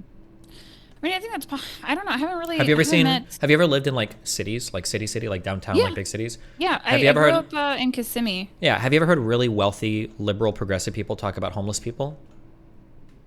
Yeah, they usually suck at it. Yeah, because they've never seen one before. So you get like phrases like our unhoused neighbors, and like homeless people are just like chill and cool and you should never be scared of them, and if you are, that's like evil or whatever. It's like you've clearly never been around a crazy homeless person before. Like it's very obvious, right? Yeah. So I don't think those progressives are evil or mean or like hate homeless people. They just don't know because they don't have the experience, I think. And that would be the same thing for like wealthy Republicans. They just don't know. Yeah, exactly. Like I remember listening to when I was in Louisiana, there were a couple wealthy people that we stayed with when we were doing an event for them, and this mom started talking about how lazy she thought everyone in Hurricane Katrina was in New Orleans or whatever, how lazy and they should have blah blah blah. And I was like, well, like don't you think it's like pretty hard for them? Like what are they supposed to do? And she's like, well, I don't know why they didn't just all like move away. Like why didn't they just leave? Oh my God. And it's like that's something that like I can understand her perspective because this was a lady, their family owned like 5 car dealerships, they came from money, their mansion we stayed in was fucking unbelievable, and I can understand her saying that because like yeah, that makes sense for her. But for a lot of people it's kind of hard to just like pack up all your shit and leave, especially if you're living like paycheck to paycheck and like barely getting by. Like you can't just like pack your whole life up and take off, you know? Yeah, I would agree with you on that. So I think from your worldview, your lens, you try to solve, you know, well, I don't know what you try to do. You just chatting on YouTube. You're doing great though. But it seems like you're more trying to address societal problems that are complex. Where I think my perspective is what bothers me the most about the liberal and the progressive side of things is that I think it just sells out brown women. And I think that what could help our communities the most would probably be marriage. I think that that's the best answer right now at this point in time. I understand what you're saying, but like I don't think we get married that way. I don't think that we get married for financial success. I think that we tend to have financial success and then marriage follows kind of as a reward for that. So like I see. Oh, go ahead. I could see that perspective. I think that people that have, I mean, marriage is the lowest it's ever been. It's only 6 per 1,000, and it's the lowest it's ever been in recorded history in the U.S. So, and I think, but it's hard because I think it's like university's fault. It could be capitalism because women are getting divorced because they can, and we have economic autonomy, so we get to make more romantic decisions than we've ever made before. But it seems to me like societal brainwashing at the university level. Like I don't want to curse. It doesn't make any sense to me. You want, unless you're like it's not like a red pill thing to do or something. I don't know. No, I mean, that one I don't. They annoy me too. Okay, so like here's the thing: you grow up in an urban inner city. Let's say you're a low SES woman, right? You're gonna hear things about feminism a lot more now today. Not when I was going to school. I graduated in 2013, so feminism wasn't even really a thing. I was never a feminist. I just thought like this seems like an upper middle class white woman's problem. So like you'll go to school and you'll hear from these women, because school is predominantly women. You'll hear from these college educated women about how the systems of oppression work. And so then we'll hear things about the patriarchy. You're like a young, impressionable girl in the hands of the government because you're going to school, public school, because that's what your parents can afford. You have to go to public school. That's it. So you hear from these college-educated teachers when the reality is like they probably went to college because their parents got married and stay married. Now, there is a difference between divorced mothers and divorced fathers and what household is in there. That's true. Divorced mothers still, I mean, their children still tend to go to college. So it's like you got to hear from Becky, your teacher, about the systems of oppression. Meanwhile, she's coming from a full-blown 2-parent household with completely different opportunities than you, trying to tell you that men are holding you down. And how the hell is that supposed to work for a young, impressionable woman's mind who, like, if we're talking about liberating these women, yeah, twice the household income is a great way to do that, and marriage is a great way to do that. Yeah, so okay, I'm going to push back against. Yeah. I'm going to push back on this one more time. You keep saying twice the household income. I don't think people marry for financial success. I think people tend to get married after they've had some financial success. That's just, well, yeah, I think that's part of a problem. Well, I think that's how it's always been. Well, maybe not necessarily when women couldn't work, but I think in general, people tend to wait for some level of financial stability. And then once they've got that financial stability, then they get married. I think that tends to be how people sort themselves out. Because until you have some level of financial stability, you can't really have a house. It's harder to meet people. Getting married is a type of financial commitment. You don't want to probably get married to somebody that like lives with their parents because you don't know if they can even manage a household budget. Yeah, so I actually think that that's a problem, though. What part of that is a problem? Yeah. Like, let's wait until we're, fully financially capable. And I think that's more on the male side than the woman's side of things. That's my opinion. I could totally be wrong. So, instead of, hey, let's get married young, build this thing together, and succeed over time, it's like, oh, like, well, let's just wait until I feel like it's the right moment. And I think that's probably a really good idea, is to wait for the right moment, right? You probably don't want to jump into lifelong commitments. Like, marriage is a really big deal. I think especially if you're concerned with like divorce rates and stuff, right? Sorry, go ahead. Yes, I mean, I agree with you on the divorce rates, but it's like, I think we just live in such a fearful society. So it's like, when is the right time to get married? Is it ever going to be a right time? Is this a cope? Is this true? Can't the right time be like at the very least when you both have like a place that you can live in and you're like both are working like okay jobs and are done with school? I think that's like okay. I think those are some decent. I think that's not like the worst model in the world, but we're neglecting another option, and I'm not arguing which option is better. I'm just saying that there's multiple ways to approach this that would probably help a lot of people out.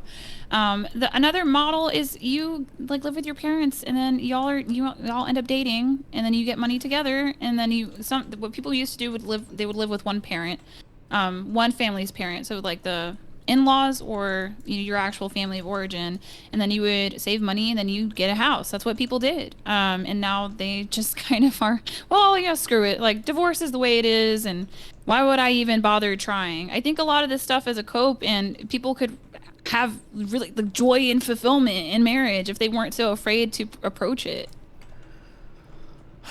And I say this as somebody that's remarried. I think it's really important. I mean, you can dissect that too, but I think it's really important. I would say when it comes to marriage and relationships, like I don't think you are dating until you live together. Anything before that, I think, is to say that you have a boyfriend or girlfriend and you guys live separately. I think that's a cope.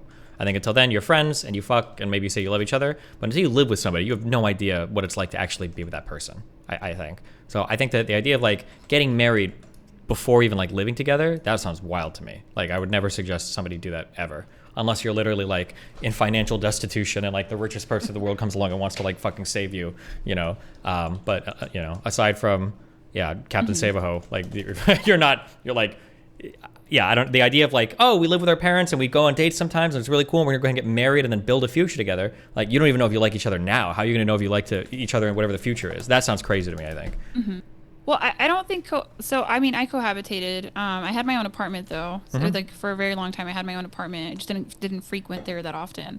But I think that's part of the problem, right? When we're talking, because everyone's liberal and conservative in many ways. We're liberal about the things we want to change. We're conservative about the things that we want to keep.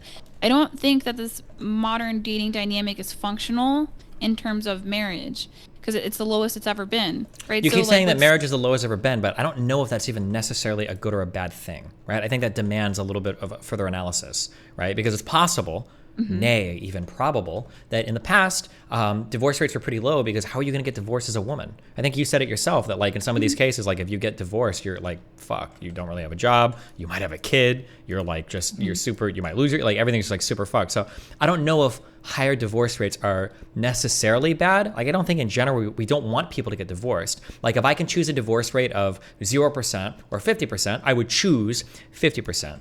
But just because I would choose that, if the divorce rate used to be lower and now it's higher, that doesn't mean it's worse now than it was before, even if I would opt for a lower divorce rate, right? Because society has changed in such a way that maybe people are getting divorced now that didn't have the opportunity to in the past, but probably should have been able to in the past.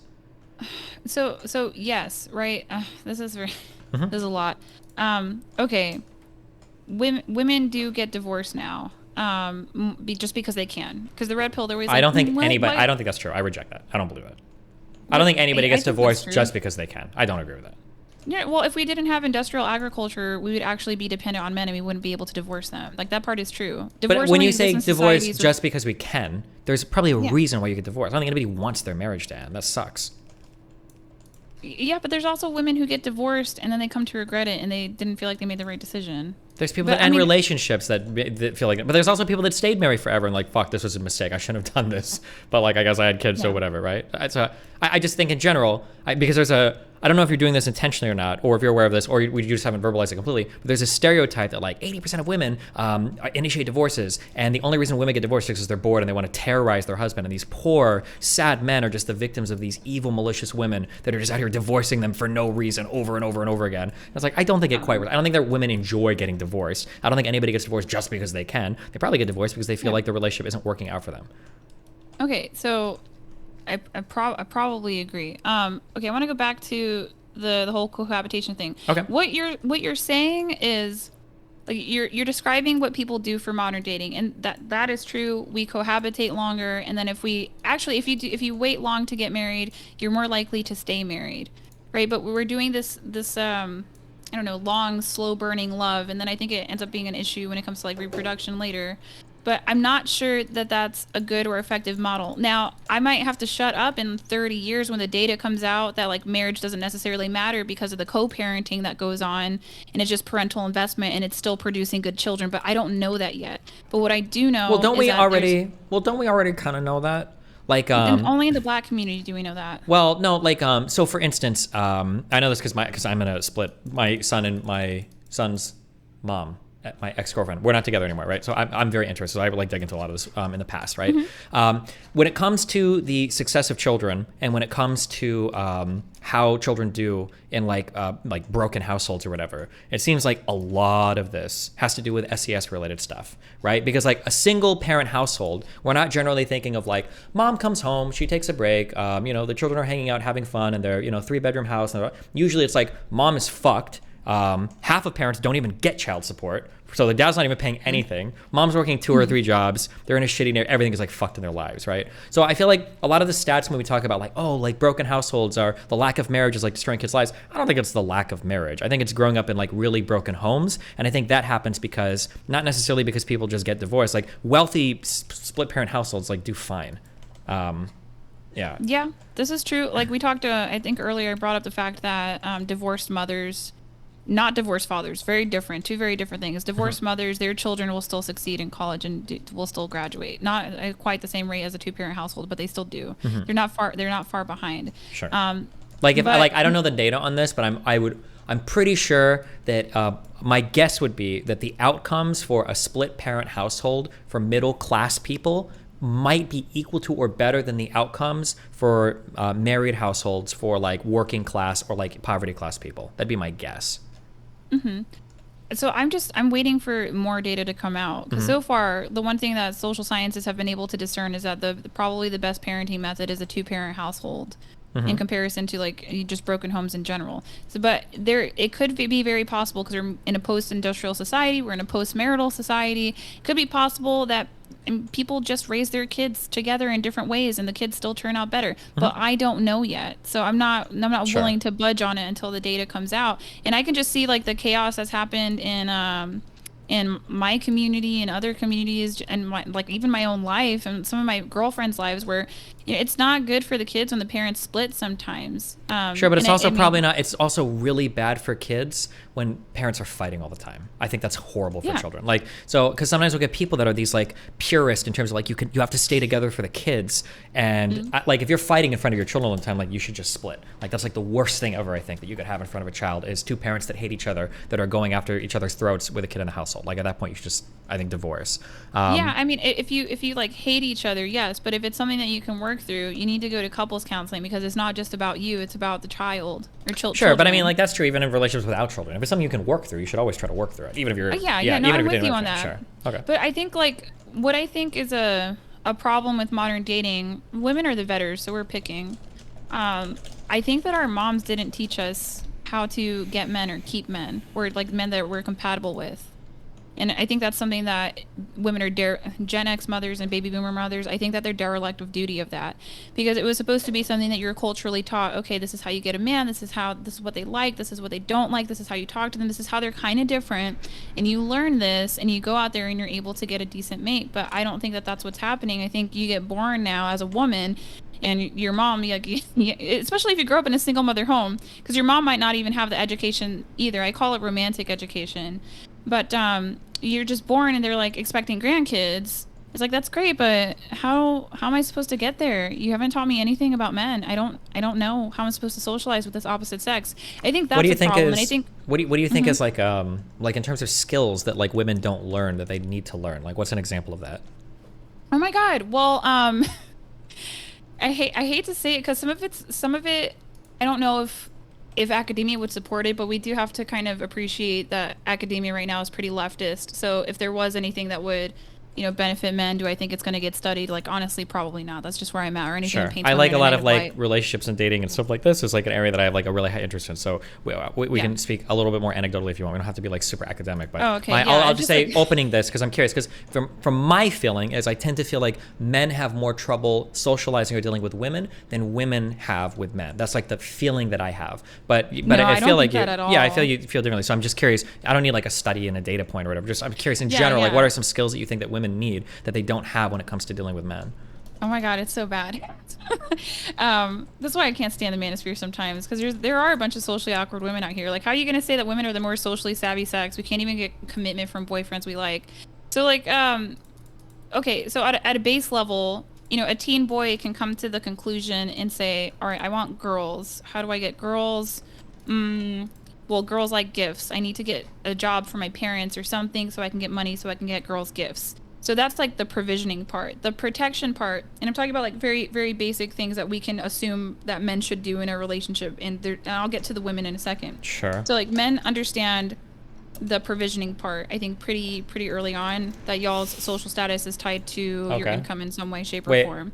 Well, okay. I'm going to add a little thing, because I'm going to fight you on all of these, okay?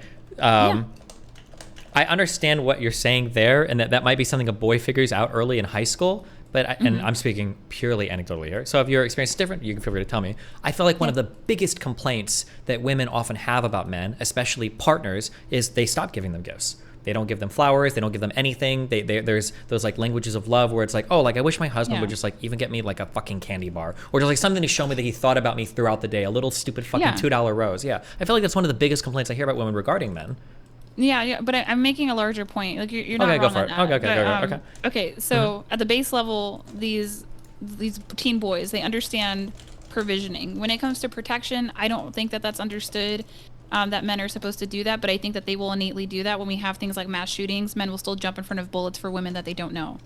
And I don't see like a lot of men taking interest necessarily in combat sports or weapon handling, but they will still they will put their lives on the line for women. Now, when we have modern women, right? So the boys, they understand provisioning and then, maybe protection. So I don't think so these days. But when it comes to women, they're like, why do I have to make him a sandwich? And you're like, what the hell? Like, what, are you serious right now? Like, it's not even hard. Okay. It's like 2 slices of bread, piece of meat, a piece of cheese, you put it together. But we don't even really understand how to reciprocate to men. And I think men now are, called to do a lot of things that are unnecessary. Your man has to be your girlfriend, your therapist, your bodyguard, your what is it? He's got to pay the mortgage. And then if he's tired and working 40+ hours a week, he's got to help you with parenting, like a lot more. And I just think that that's too much to put on a man. That's also why I favor traditional values. Well, I hate saying that, conventional values, right? Because liberal women got it in the 90s. Now they seem to have forgotten. But like for women, you're supposed to be working, okay? And then you're supposed to stay fit and then have a libido and take care of children. Like, how? And cook and clean, like, how? That doesn't seem like it's going to make sense. So that's why I have that complementarian view, that I think some things are very natural that we in the West, we like to play around with. But it's like basic in other cultures. Like, men sure. I saw you eating earlier. Your wife made you food. I saw it. Yeah, because I earn a little bit more money than her, right? So she does a little bit more of the household duties, but she also earns a lot of money on her own too. She's very successful on Twitch. Okay, when you say learn like provisioning, when you use that term, are you saying that like men at an early age have to employ some baseline level of reasoning to figure out what they need to do to make a person like them, to make a woman like them? Is that broadly speaking what you're saying? The ones that get it, yeah. Okay. They can figure it out early on. Don't women figure this out really early on as well? I feel like one of the biggest like stereotypical experiences. Are you going to say no? You can go ahead and say no, but I'm about my answer is no. Okay, I'm about to destroy it because I know the answer is yes for this, okay, right? Let's go. Right? The stereotypical experience in high school, especially, is how weird the games are played, where girls are trying to f boys because they know that's what they want for relationships, and then they get their hearts broken because they realize that like that's not like a good way to get a boyfriend. But I feel like that's every adolescent woman's experience going through the early stages of high school is boys are starting to get horny and boys want things from me. And I know that if I give my boyfriend this particular thing, he's going to like me. And there's that whole back and forth play that women go through when they're growing up to figure out what's an appropriate way to engage with that. But I feel like they figure that out pretty early too. That a girl knows if she puts out a guy, he's going to be more interested and stay around longer. And if he doesn't, if she doesn't, he's going to leave, right? Yes, but like this is what I mean by, propaganda, women are uneducated.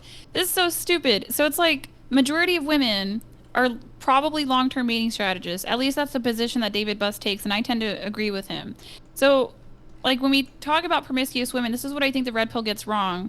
They're like, oh, these women are just, they're out there doing it because they're, at the extremes of like social sexuality. And then, it's all these women. It's like, no, these women are trying to get boyfriends to turn into husbands, to turn into fathers, but they haven't figured anything out past the box. And that's where I'm like, we need to have better conversations about how to get and keep the men that we're attracted to. But that requires a little bit of, accepting some gender roles as you negotiate them in your relationship, though. I feel like men want different things. I'm going to fight this a lot. I feel like what it requires more is learning how to vet things like boys, which is exactly what the red pill I feel are generally creating, are boys. Like ways to trick girls into f***ing you, ways to present a lot of value but never actually giving it, ways to juggle multiple girls at once but not actually committing to anything, ways of having these one-ended open relationships. Like it feels like the red pill in general is creating exactly the types of men that the traditional women that you're talking about would try everything to avoid. And they have to develop like really sophisticated strategies to get away from it. Yeah, well, I would say it's like a conventional thing because I think liberal women just got it twisted lately. You think in the 90s they were like, yeah, how I feel about taxes is completely different than me making my family a meal. Wait, I don't understand that as a response to anything I said at all. Wait, what? Oh, no, I was just saying that I'm going to go back to what you said. Sure, go for it. I'm right there. Okay. I'm right there. Yeah, okay. I don't think the manosphere is creating that. Like, I think that we over amplify, overthink it. It's like when women are scared about incels because of who they see online, when your brother, your uncle, your plumber, your doctor, they could be an incel too. Like most are contributing members to society. I don't think that the red pill's, making players. Now, if a pathological narcissistic man finds the red pill, yeah, he can do some real damage. Right? But if you're talking about vetting Fboys, I think we want masculine men. But I think men are very feminized right now. And hold on, wait, I don't understand. Hold on, wait, hold on. I'm trying to. I feel like I'm hearing so many buzzwords, but I'm not hearing any actual sentences. We are trying to avoid boys, but men are feminized right now. I don't have any idea what that meant. I know what boys are, and I know what feminization of men means, but I don't know what that sentence meant. I don't know what that means. Okay, so, like, I think at the end of the day, women want masculine men. Yes, but what does that have to do with avoiding boys? Right. So they're in short supply. So like, kind of the F-boy, he looks like he's masculine, but if you peel the layers back, he's not. Does that make sense? Are you saying boys are feminine men? I think so, a little bit, to be honest with you. Like, yeah, they do lots of like feminine catty things. I think that they're feminized. I think a lot of these guys that say that they're masculine, I don't believe that to be true. Let's peel back this one more layer. What does feminine and masculine mean to you, broadly speaking? Because I feel like sometimes, before you answer so it doesn't feel like I'm trapping you, it feels to me like sometimes when I'm in red pill spaces, feminine just means like sucks. It's like the worst traits. Whatever's bad is like a feminine trait, and then whatever's good is like a masculine trait. That's what it feels like sometimes. So like when you say like boys are feminine, nothing about a boy seems feminine to me. That seems like a form of, in my world, I would say toxic masculinity, right? It's a lot of false bravado. It's a lot of luring and temptation. It's a lot of giving in to baser instincts at the expense of another person. Like these are all like very masculine driving traits. I want to lay as much pipe as possible, and I'm going to say whatever I have to this dumb bitch to get her to suck my. Like that's like a very masculine. That doesn't seem feminine at all to me. But so I'm It curious how seems you like. feminine as hell. In what way? Like what women don't do that. How is that feminine? Okay, so you know, let's build the F boy. Okay. Let's say that he's flashy with his clothes. Like I'm covered in name brand designer clothes. That's kind of like looks maxing. I would say that that's more of a feminine thing. Women are more, in my opinion, as a sex, we're more creative with their fashion. When I see a man that's overly creative with his fashion, I think that he's feminine. Like what you think is toxic masculinity. Wearing nice clothes is feminine? No, like loud, flashy, expensive clothes. So is every single hip hop artist feminine? Is every single basketball player feminine? Is every single male celebrity, black celebrity, white celebrity, Asian, everybody, are they all feminine? Because they're all like very into fashion and everything. So it's like give me an example so I can look him up on. Actually, now I feel bad because earlier you said I exuded a lot of masculine energy, but it's just because I wear sweatpants and t-shirts everywhere. That's why, because I don't look smacks ever. Okay, I don't even feel good about the compliment now. No, but like I'm curious because like hip hop people always have like jewelry because this okay. If you get me on this track, I can go forever because I used to be like a Republican growing up. So I know all of the old things Oh I my used to God. say, right? When the metrosexuals came, guys that are spending all this time grooming their hair and putting on makeup sometimes, the fucking eyeliner that a lot of Green Day and everybody had, wearing jewelry, ear piercings, chains, caring about like your shoes and polishing them, all your tennis shoes, not like your like nice dress shoes. Like, is Yeah. all of that feminine to you? Like anything having to do with like fashion or whatever? Because I feel like it's okay to want to look nice. I don't think that's like a feminine thing that men can't do. No, I would like trying to look nice is one thing. Just looking absurdly flashy because you're trying to compensate from something that you're lacking from within. I mean, that's a lot. But So do what you women? call- Do women do well, that? just like Oh, go ahead, give me a sorry, second because Yeah, go I ahead. want to help you like understand my perspective on this. Go for it. Because that's why the manosphere they get mad at me, but I think a lot of them are pretty damn feminine if you ask me. Okay. But so it's like what you call toxic masculinity. I think that's a feminine man. And what people want to talk about toxic femininity, I think that's a masculine woman. Mm-hmm. Like they're just simply out of order. We live in gender confused times that gets in the way of very basic polarity. When polarity, I mean, it crosses cultures and it crosses continents, time even. Like polarity is a very basic thing, but we have like a lot of feminine men who somehow think that they're masculine. And women, I think when we're young and ignorant, I think we'll buy into it. But I've learned very quickly to kind of see through it. So yeah, like a lot of these hip hop artists, I would say that they're probably feminine. You know? Okay. Like I mean, I don't know. Gosh, like DJ Academics. Like what was that? What was that? Wait, what do you mean by that? Well, first of all, he got called, I think, like fat or overweight, starts flaming the woman. Mm-hmm. But then what does he start doing? The shame, insults, guilt need to be right, ad hominem attacks. That's a feminine argumentation style. Is it Okay, though? and Hold on, I'm gonna Yeah, push I back. think so. Now you're in my ultra area of expertise. Okay, I'm a master debater. Okay, that's what I am. Okay, I got a PhD in online debates. This is what I do. Okay. Yeah. Everybody does this stuff. I feel. Do you not feel like? Okay, okay. Let me back up. There is a world. I came out of a conservative world, and I think that there are traits that can be feminine, and there are traits that can be masculine. And I don't like it because I'm a secular, non-traditional person completely, but I can respect there are conservative ways to talk about feminine and masculine principles. So a masculine person might be embodied by strength, the ability to perform, the ability to acquire resources for his family, the ability to provide and be a rock for his wife, the ability to be a solid foundation for his children. These are like masculine traits. And then when I think of feminine traits, I might think of somebody that is compassionate, that is nurturing, that can provide and be a rock for her husband, somebody that can participate in a community and be the head and the absolute master of the household when the husband is not there. That like these are the like positive feminine traits. I feel like every time I hear red pill people talk about masculine and feminine, it is always through the male gaze. So masculine traits are all the things that I said before, and feminine traits are whatever makes you the best possible piece of ass to put my into. That's what the feminine traits are. Looking hot, making sandwiches, giving head. And then when we talk about, and then there's this whole other thing where, okay, now you want to talk about the real feminine traits. It's being catty, it's being it's arguing all the time, it's being flashy, it's backstabbing, it's being a snake, it's using venom instead of knives. Like, and it's like, holy shit. I feel like red pill shit is so overloaded when they talk about like masculine versus feminine. The feminine traits are like, yeah, all these negative things. And it's like, there are a lot of things that, and then they'll ascribe to femininity things that men and women do, like being catty or being shitty, or I'll hear this all the time, being emotional. That's a feminine thing. And it's like, bro, how many people kill each other on the streets because somebody like stepped into somebody, or somebody got mad at somebody or talked some shit? How many times have I seen a no jumper, these guys like jump across the table and attack each other over talking shit to each other, right? And it's like, is it really a feminine trait to be angry or to be emotional? I feel like everybody does these things. Sorry, okay, I ramble for a bit. Go ahead. No, I'm with you. But I do want to say, like, the red pill did start off pretty good, if you ask me, from what I could tell. You can use it for good, you can use it for evil, whatever. You can smash and pass, or you can find it for a wife.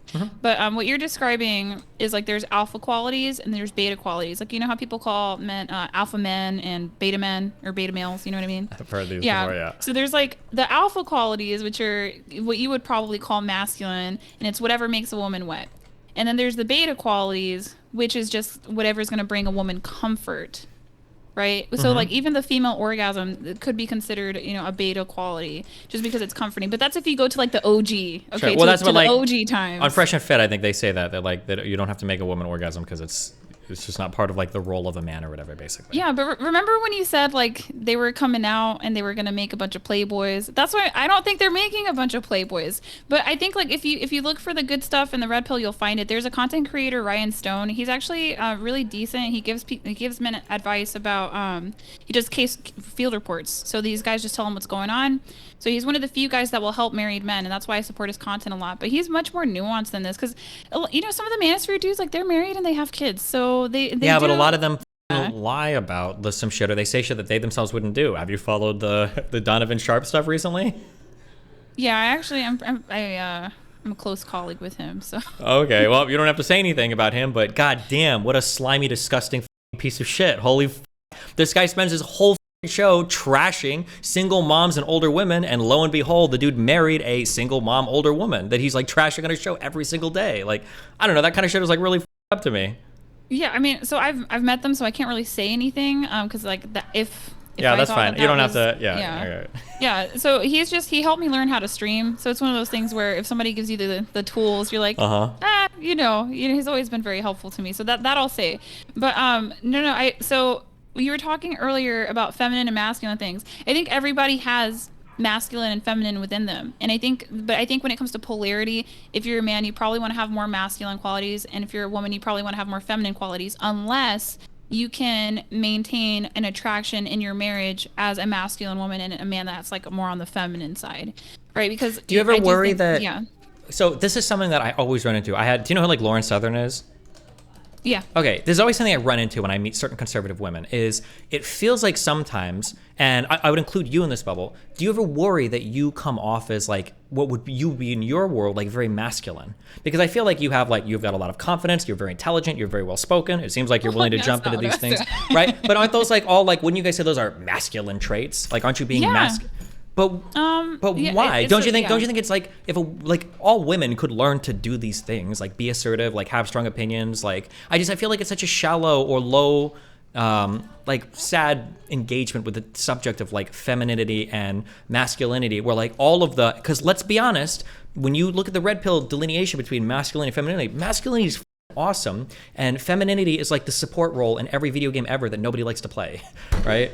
Yeah, well, that's what I'm saying. Like, they're not. Remember, you were worried they were making players. They ain't making no type of player. But no. I just don't think of these things as like good or bad. I find it to be very spiritual, and I don't even really reference it from the Bible. I've just noticed across multiple religions and multiple cultures, like some things are very natural, but there's things that there's some feminine qualities that are necessary. Like, I'll tell you an example of something that happened recently.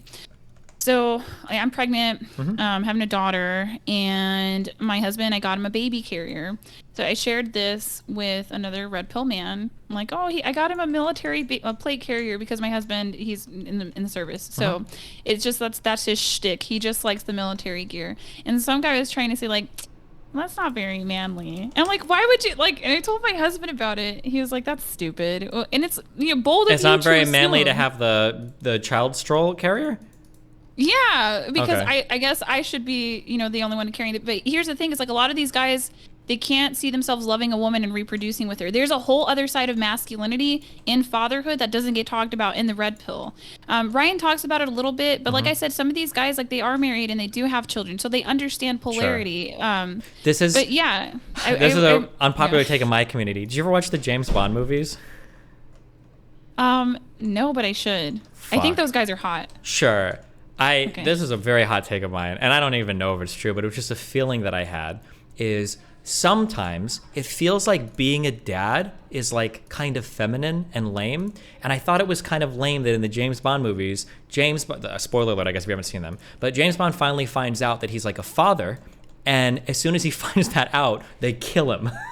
So he never actually gets to spend any time ever being a father because he dies right when it happens. And it's like, it would have been actually really interesting to see, because it's very rare on screen where you get like a really strong masculine character that is like very strong, very masculine, does his shit, and then like has a child, and you get to see them being like a functional adult parent, father figure to the child. Because it always seems like the dad gets killed and the kid has to go on revenge, or the dad's gone forever or whatever. I'm thinking of like Rocky. I'm thinking of like the Creed movies, like the dad is dead in the ring. Rocky, I don't think ever had, or no, he has kids, but they're estranged. Like, it always feels like you never have like strong masculine characters in film that are also like good fathers. Like, that just never happens. I don't know. But yeah, I think that's not a good thing. I think we should see more of that, what's on the other side. And that's what I would like.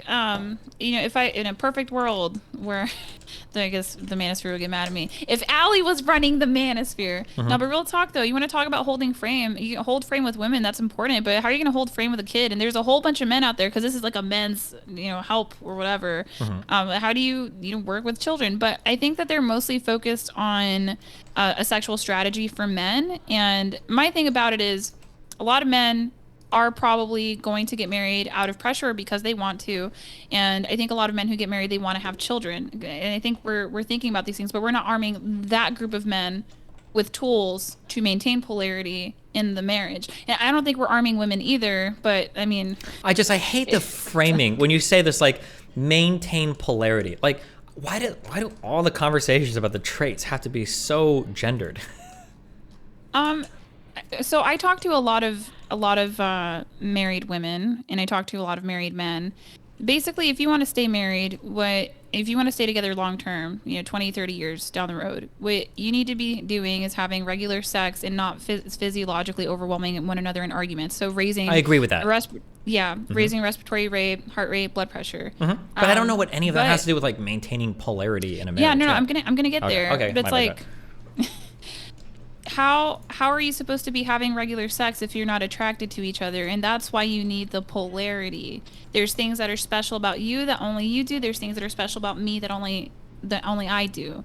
That's what you need. It's a yin and a yang. I know women, this is because a lot of the manosphere nightmare stuff is women are not marrying masculine men that they're attracted to. I have talked to women, I've had them on my YouTube channel, they've been married 20 plus years, they still want to have sex with their husbands. And so I know that that's a real thing, and that was an experience that I had. I've only been married a year. I know romantic love only is documented to last up to four years. But I have never been as attracted as I am to this man in my life with anyone else. So if more women, and here's the thing is like, I have been in long-term relationships before that didn't work out. I think that a lot of women who end up filing for divorce, they're just not attracted to their husbands. And that's the polarity that matters, because if I'm a woman and I'm more on the feminine side of things, why would I want to be married to a feminine man? Okay, I agree with everything you're saying up until you get to the point of like the femininity and the masculinity thing. Like, I think there are things that we can do to remain attractive towards our partners. Now, you might have somebody that likes somebody to be like ultra feminine or whatever, which is fine.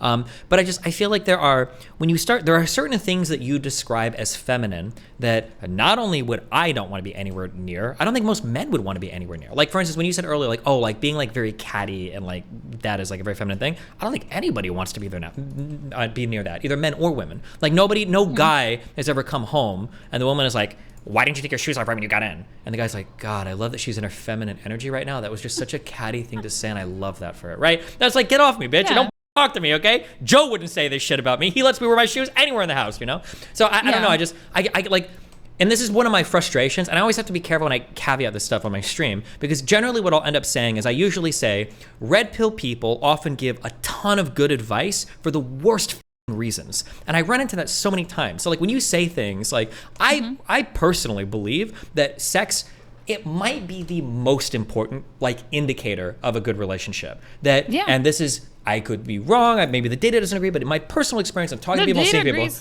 that if you talk to two people and they're like, yeah, you know, we fuck like, you know, like 2 to 4 times a week at least, that relationship is probably going really well. Most likely that relationship is going really well.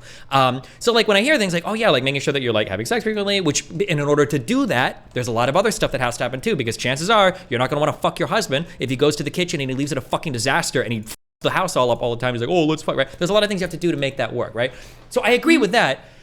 But the framing is always just so crazy. And it's like, well, it's because men are in their feminine energy and that's why their wives aren't them. And it's like, what does that have to do with anything that we were talking about? Okay, go ahead. Well, I would say, like, when I think about masculinity and femininity, I don't think about it in the red pill context of it, because there's a lot of things that they promote as masculine that are actually feminine if you look at different religions and you look at different cultures. So I have more of I also have a bachelor's in anthropology as well. I should go to grad school for gender studies, but I'm worried they're going to be too woke. But I mean, isn't that, I mean, like, that's like the meme, right? Isn't Red Pill is technically just gender studies for men, right? Yeah, I guess. Yeah. I haven't seen that meme, but probably. Well, no, that's because it's my meme. I made it up, okay? So credit me the next time you see it somewhere. Well, there you go. I'll put some respect on your name. But the polarity stuff, like, it sounds icky, but it's normal, right? So, you know, if you can take it the red pill route if you want to, or you could just use some damn common sense. Women looking up to a man, that's romantic. That's what we see in a lot of movies. You know, she's shorter than him, she's looking up. It can even be like that Spider-Man situation scene, what have you. So you probably do want a man that is more successful than you, or is like as successful in another area, just something that you can admire. Right, and that's the masculine. That's like bigger, protective, sexy, and you're the demure feminine. That stuff is like, it's normal, it's cute, it's romantic. I don't know what necessary. I don't even think that. Here's my thing. Okay, so when I found the red pill, and this is why I like it in the first place. I'm a very self-improvement person. I wanted to be a softer woman because my heart was very soft, but I just had gone through things that made me very hardened, and I didn't even know how to do that. Right. Okay. So the first place that I heard that men like feminine women, I kid you not, was the red pill. I didn't hear it from other women, and I should have heard it from other women. So I took that bit of information, and then I started researching femininity more when it came up with gender things and culture in class. And then also I went to Instagram, and I tried to see all the femininity accounts and tried to see like what hit, what missed, and I started doing like further research into that, more of a spiritual concept of it, and then what do some of these feminine actions look like. And I can see like kind of what's BS and what's not. But there's other things too. Like I felt very guilty and pressured to go to grad school. And I thought that I was broken because I'm smart. I mean, I'm not freakishly smart, but I would say, you know, I'm smarter than most men. That's what my man told me. Wow, very masculine. But, okay, go ahead. Actually, pride would be masculine, but that's not bad. We all have masculine and feminine within us. Like, that's okay. These things, they ebb and flow. But I didn't know that I could stay home. Like, I didn't know that I could just be married and have children and be a homemaker. And that's a whole option of my life that wasn't introduced to me, and I think I would have been very upset if I chose to do the grad school route. And it doesn't mean that I won't go back after I have kids, but it's sad that I had to hear these things from the red pill, but that's a starting point. You as a woman, you have to go and find feminine content yourself. These guys cannot do it for you. Women have to learn about femininity from other women. Can't learn about it from men. Same thing for men. Men have to learn about masculinity from other men. Sure. So I don't necessarily disagree with anything you're saying. I think one of the big problems that left-leaning people have had over the years is we've deconstructed a lot of harmful gender norms, which I think are harmful. I want to be able to scream at a woman on the internet who's on the internet doing her own thing because it's fun sometimes, and it doesn't have to just be men. So that's cool. That's a victory. You're a shining example of victory of feminism. Okay, I like that. Thank you. But sometimes left-leaning people get a little bit crazy, and they're like, oh yeah, like I don't think female or male means anything. I don't think anybody cares if you're feminine or masculine, and blah, blah, blah, blah, blah. And that's bullshit. Like I've been with some women that are very progressive, that are very exude masculine energy, blah, blah, blah. But like in a sexual situation, they very much want like a guy to take charge and do things. And like that feeling of them like slipping into that role is a very fun and exciting feeling for them. So you can tell that it's there at some like fundamental level, even if on like the outside, they don't care about that at all. They seem like they don't care about it at all. So I agree with you that it's good sometimes to maintain these concepts of like, what does it mean to be feminine? What does it mean to be masculine? Like, I agree with that. That's in there in a really fundamental level.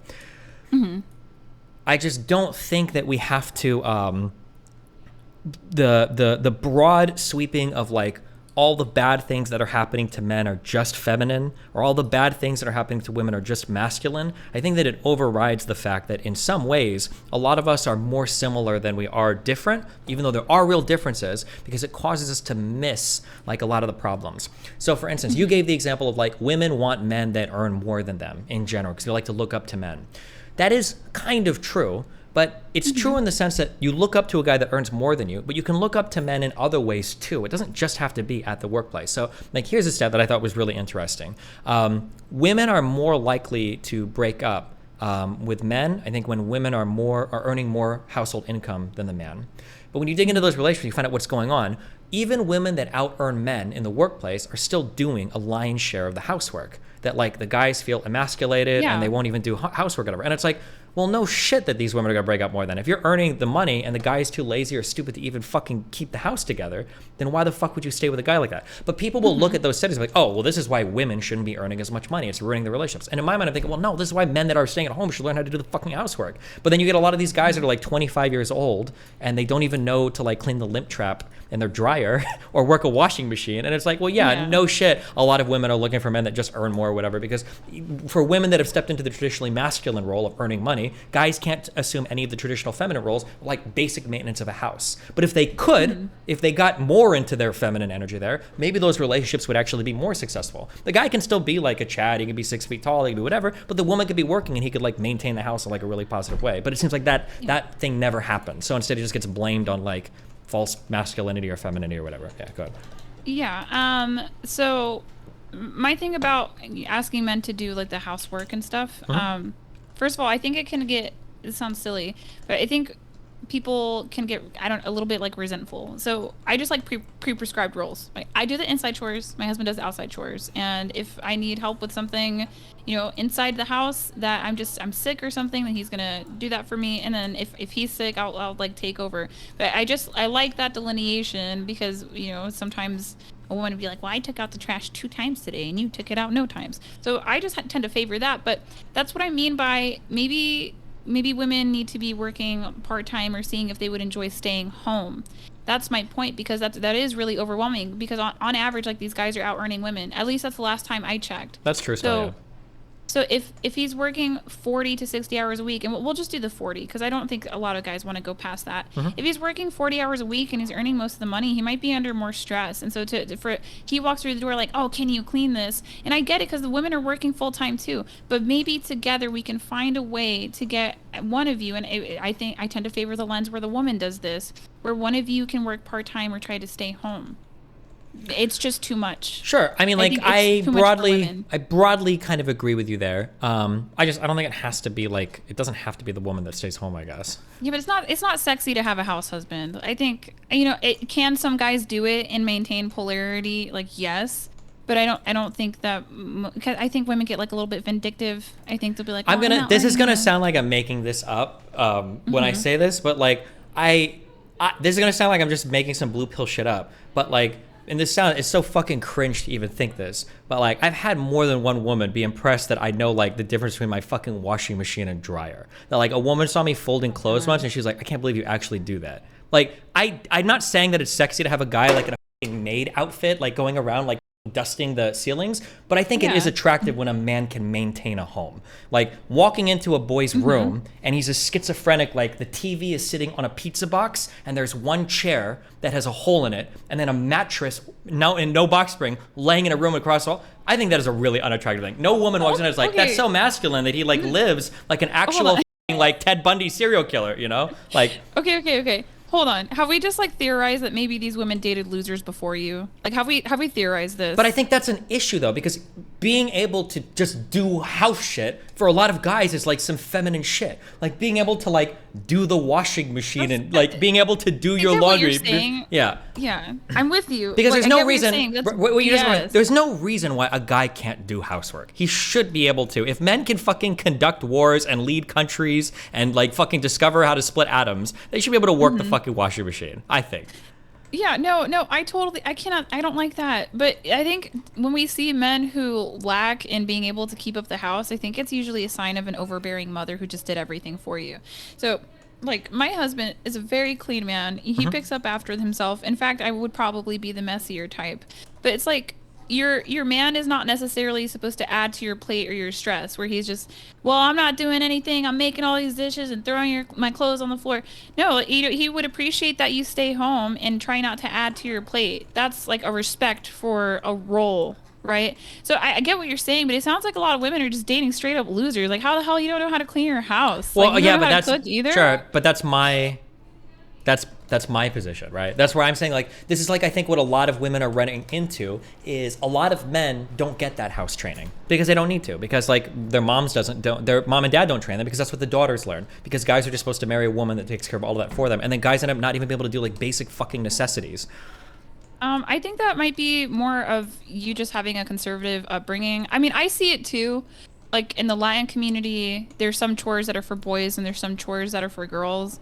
But at the end of the day, if you're raising a useless child, you're raising a useless child. Like, men need to know how to cook and men need to know how to clean. That's bad parenting. Sure, but I mean, like, and even I get that the red pill is like, oh, that's not, like, it's not cute if a man does a dish. It's like, okay, so if we're talking about like traditional, if your girl is in her first trimester, you acting like you're not going to do some dishes even if you're working 40 plus hours a week, right? That's a tough time. That's what you're there for, is to lean on each other. What I will say is that women cap, on the feminist side of things, talking about is foreplay when he does dishes. And now, unless it's like an acts of service thing and that's her love language, I'm just like, y'all are just trying not to clean the house. That's what I think. I think that they're just trying to make men do things. I don't know. I feel like having a person that can like take care of the house and clean shit up, I think for a lot of women, I think that it's not going to be like, oh my God, like my panties are dripping, but it's like being with another adult that's capable of like keeping shit clean, I think is a very attractive quality. Like, I think that as an older man, I think that's one of the big advantages that I have over younger men. That if I were to bring like a 23-year-old girl over to my fucking apartment, that like, oh look, like I have like a full bed, like my shit is relatively put together, like I don't have a bunch of fucking like Pepsi cans like littered all over my fucking desk, and my carpet isn't fucking destroyed, right? They're like, having these like basic things down gives you a huge edge on other men in the dating market. Yeah, I mean, that's one of the reasons why I was attracted to my husband. Yeah, I know, but I don't want to be like personal, because you can attack. I'm not even attacking you, but I'm saying like you can yeah, get because for personal. you, like, it seems like, because you're saying that like, oh yeah, like men aren't all losers and have your problems. It's like, but fuck, you had to find a guy that was like 48 years old to be like good enough for you, and you're like 24, right? No. That's fine. You can say that. Sure. And that's not a knock on you. I think that's an issue where like a lot of men aren't getting the training that they need. Like, people say like, oh, like women prefer older men, and then they try to do like some weird Evo psych explanation. I think the reality is just like, I think that women are taught and develop a lot more than men, such that men need like so many more years to even like catch up to like where they should be to be like a functional adult. That's what the feeling that I have. But yeah, but if you're going to take that position, then it kind of gets into, women probably are actually more ready than we're willing to say to start a family at 17 or 18, but we just have a mismatch of society.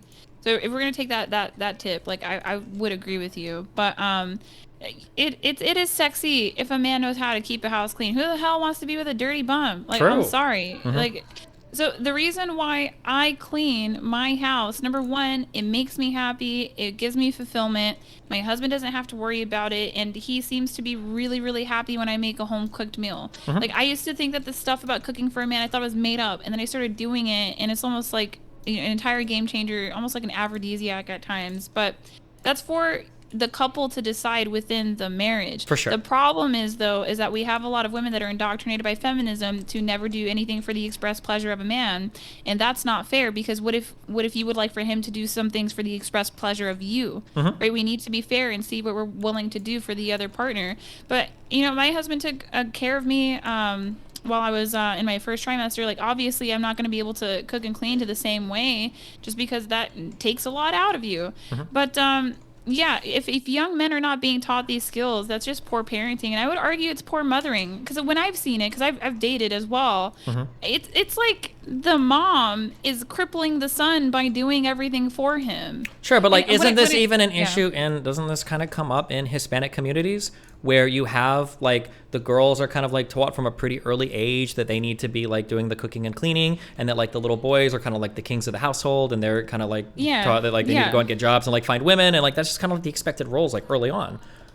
So, yeah, that's the problem with Marianismo and machismo, because we talked about the mom being like Holy Mother Mary, and then we have to look at, okay, well, what's the machismo side? It's like the son is almost like Jesus, and it creates a problem in modern dating. I dated a Latino man, and that was literally my textbook experience. He had the most disgusting room ever. But another man I dated, or I was in a long-term relationship with him, he came from a single mother home, and his mom was messy, and he was just like a gross individual.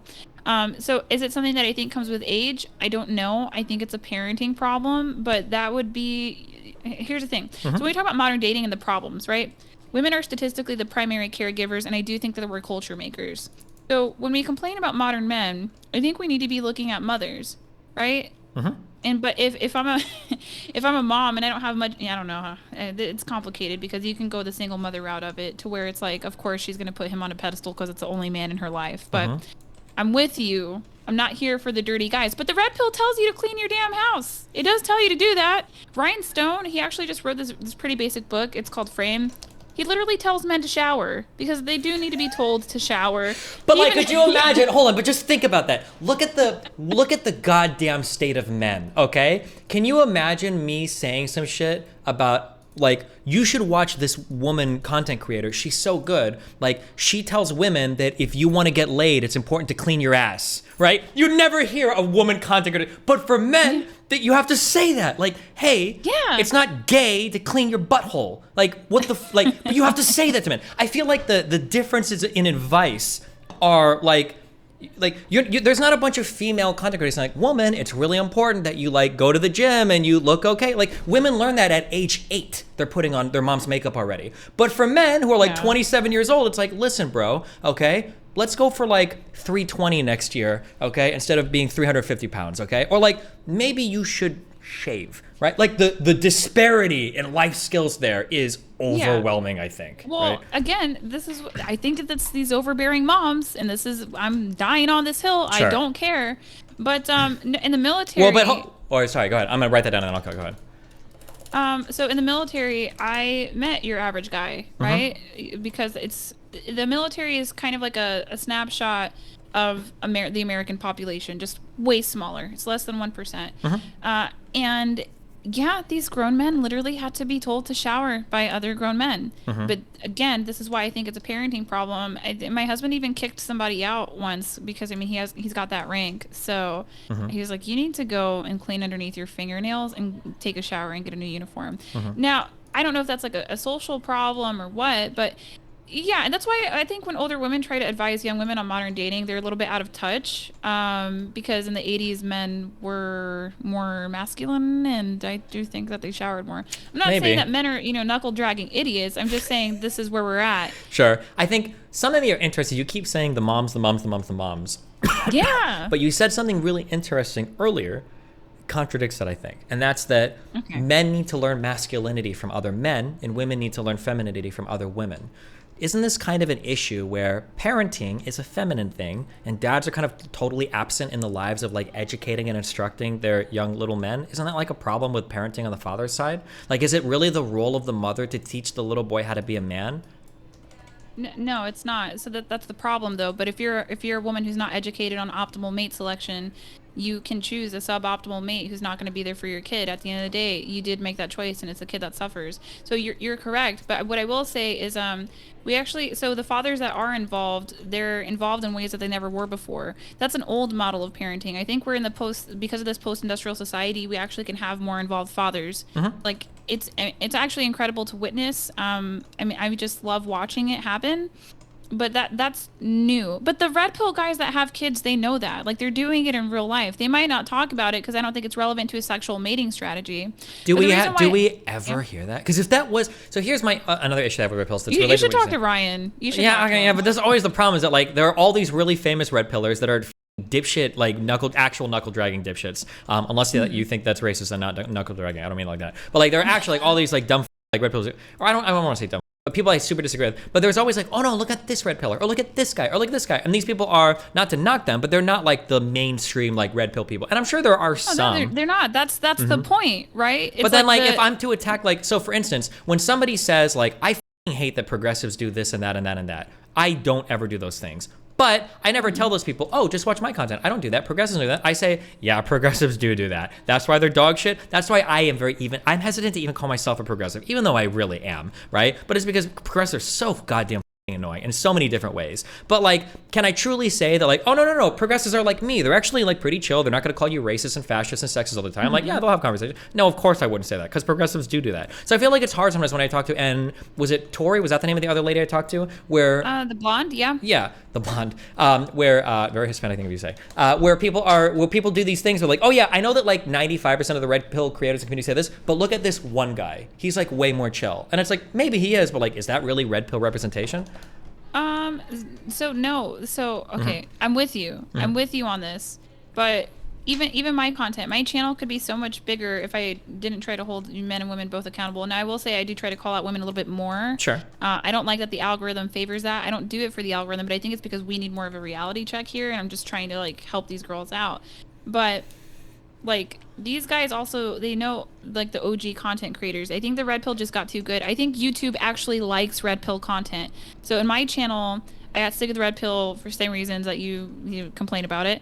And basically when I pivoted into more conservative content, engagement went down. And I don't think that's like due to the audience. I think it's due to YouTube and the algorithms. So I genuinely think that it you is should try it. It is the algorithm. I agree with you, it's the algorithm, but I think it's because it's the audience. I think that people want to hear, and I'm going to be honest, like I do it for my intuitive progressive. I hold men more accountable than women, right? Like, and I try to balance it out, but like at the end of the day, I'm calling men like schizoid losers more than I'm attacking women. And women have their whole own host of problems. It's absolutely true. Women are fucking insane, okay? And I would do that, but like obviously because of my audience, when I tend to talk about like the male issues more. But like, yeah. I think that people enjoy attacking each other more than they do like hearing themselves held to account. Like that's not fun. And even when men, and I notice this happens in communities too, even when men are held to account, or probably women and women communities too, but even when men are held to account in red pill communities, they're held to account in really empowering ways. So like if the fresh and fit guys are saying that like, oh, like, you know, they're never saying like, men, you guys are f***ed up, okay? You guys are like, you're not doing what you need to do, you're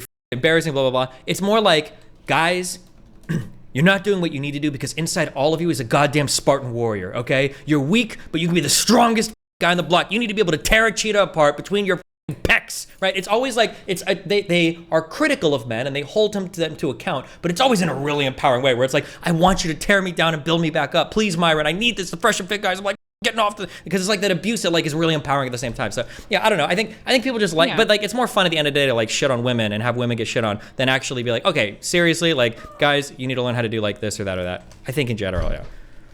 Yeah. So I get your point though earlier when you were talking about, hey, you know, we're talking about the red pill, but you're pointing out these very specific people.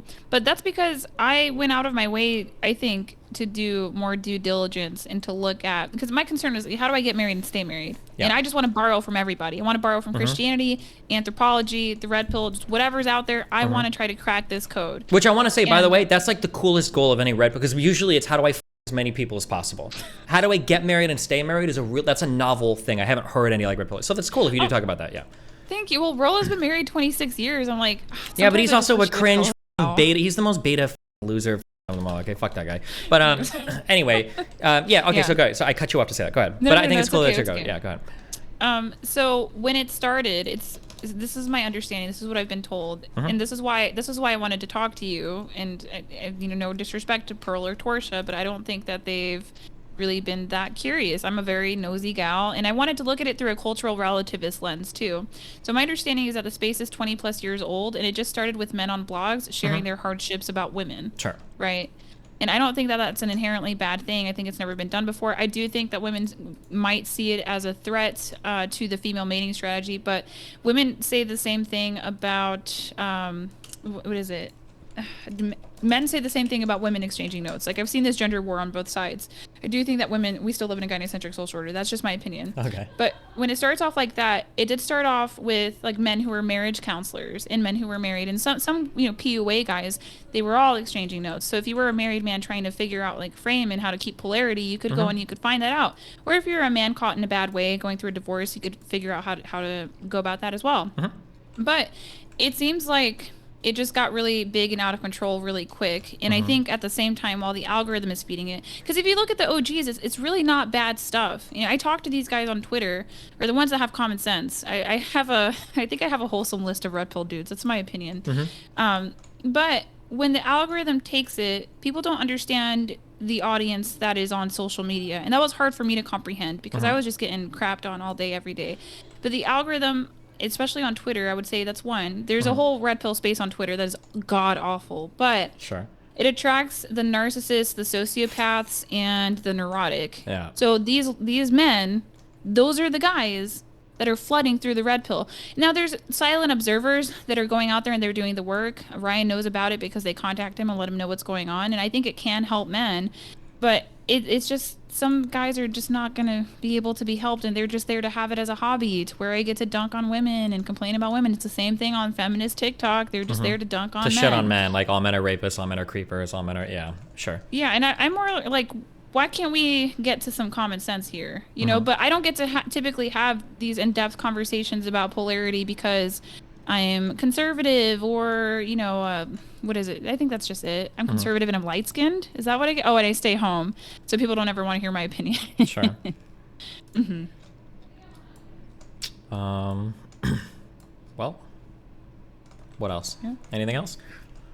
I don't know. People like to bother me about abortion sometimes. I mean, if we're good to go, we're good to go. It's been 2 hours. I had a good time. I had a good time. Sometimes people like to bother me about the gays, but I think it's honestly just like clickbait. And like they're like, "Do you think homosexuality is a sin?" I'm like, "Why? Why would you ask me?" Like, even Matt Walsh didn't want to answer that question. I'm like, "Please stop." Yeah, if you're good, I'm good. I hope I was able to shed some light on some things.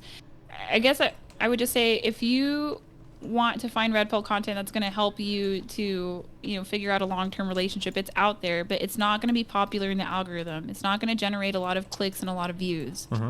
So just be nosy. What is we kind of talked about this, but I'm just curious, or a quick take, I guess. What do you think are like a couple things that women should be doing from your perspective to like find and stay in long-term relationships that they don't know right now, or that they haven't learned, or they're not doing well?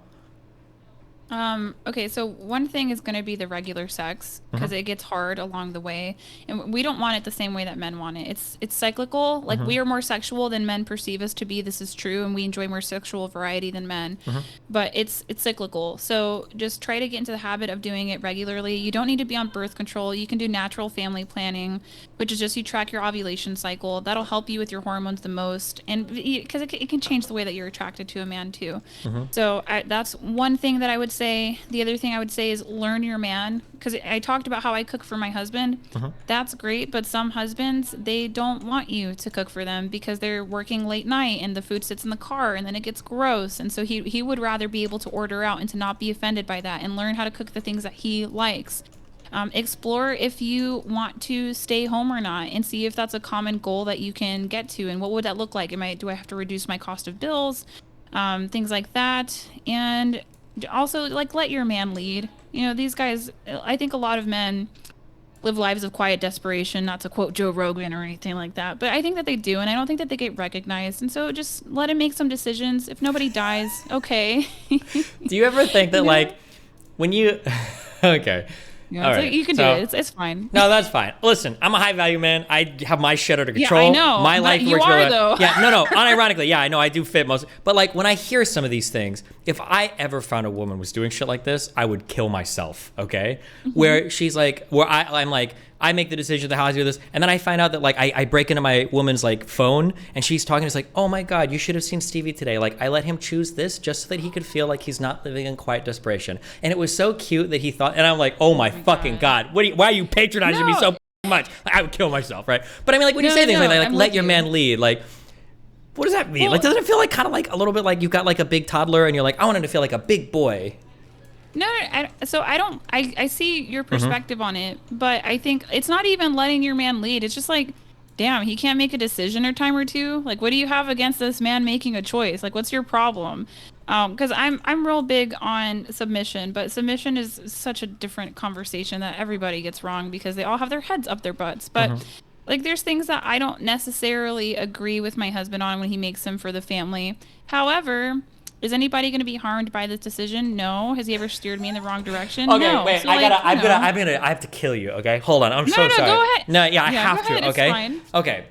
I want to get this out of the way, and I want to say that I love every single person in my life. I love all of them so much. Okay, I love all of them. Okay. Okay. Submission, decision-making men. No, hold on. Okay, I'm going to talk about two people, actually. Forget everything I just said. I'm going to talk Yeah. about two people that have no relation to me whatsoever, okay? Okay. Okay. Man and a woman, okay? Woman is a rock star, okay? She ends up getting divorced kind of early on and has 2 children. But as a single mom, she's in the Air Force. She provides for both of her kids. She still goes out dancing every Friday, has fun with friends and family, super traditional, religious, conservative, tries to abstain from sex outside of marriage, etc. Handles all of her shit, does really well, okay? Like a champion single mom, okay? Yeah. However, she has with her kind of this idea that like, she's Latino, well, kind of, if you consider Cuban Latino, she's Hispanic kind of, speaks Spanish, all that shit, right? Okay, this is kind of her life, this is how she's put things together, okay? And that's how she goes through life, okay? Then she finds a man, okay? And in her mind, like, I found somebody to submit to. The man makes the decisions of the household. It's up to him. I'm here to take care of the house and the family, blah, blah, blah, okay? But then what happens is this weird dynamic where the woman is very capable when it comes to making certain decisions about like finances or whatever.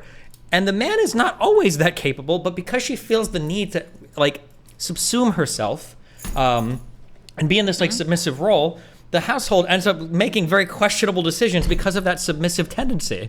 Like, have you ever seen this happen before? Like, and where it's like the woman, like, if you could just like take charge on some of these decisions, things would be way better. But she's like, well, that's my husband's job, and I'm just gonna sail off into off the cliff because that's the husband's job to make that decision, right? Yeah. Again, I see what you're saying. I think that's more codependency, but then at the same time, it's like a man wants a woman. Well, okay, if you're gonna go for the masculine, feminine, traditional values route, conventional values, a man wants a woman that's submissive to him, not submissive to the world. Like I'm wise and I'm hip. If my husband's being like off or weird, I'd be like, hey, this is a real problem. And I would like to think he has enough respect for me to hear that out. Okay. But I understand what you're talking. I haven't seen that happen yet. But you have to think too, like maybe she just doesn't want to be involved, right? Like people are allowed to be lazy, It doesn't look good. It's not. Well, yeah, about but it's that not I a would matter of take. being lazy. It's a matter of being like, that's my husband's job, and I don't want to interfere with it. I just think that's sometimes I feel like there are. I've seen this happen Okay, again. can I tell you one thing? Yeah, go. Yeah, I'll give you this, right? Okay. So, because of the pandemic, now my husband, he works in medicine. So because of the pandemic and the way that things went with, the vaccine and stuff like that, and just all the misinformation that was out there, I have now become vaccine hesitant. I never thought that I would be in my life. Okay. I am pregnant. Oh, boy. Yeah. Oh Yeah, no. well, your kid's hold gonna be a on. measles baby. Oh, stop Oh it. No, man. actually, hold on. Oh hold on. God. Yeah. I can't. You'll see. You'll be happy. You just said stop it. You didn't even say no. I would at least get that vaccine. So, oh God. But sorry. Go ahead. It's okay. Okay. So, but hey, I was open to vaccines, and then all the shenanigans happened, and now I've become a skeptic. Sure, all right, of this course. is where I'm at. Uh-huh. My husband, he works in medicine, and he has a very different view than me. But I believe in submission, not for fake, but for real. So a lot of these Christian women that are talking about submission, if their man wanted their child to get vaccinated against certain things, they would say no. So my husband, we've like compromised. I've never shared this publicly before. So we compromised on a delayed schedule, right? So this is what I mean. Like if I like this is what probably from your perspective and your worldview, you're thinking, oh, that's good that she took her husband's lead on the fact that her child's going to be vaccinated. Do you see what I'm saying?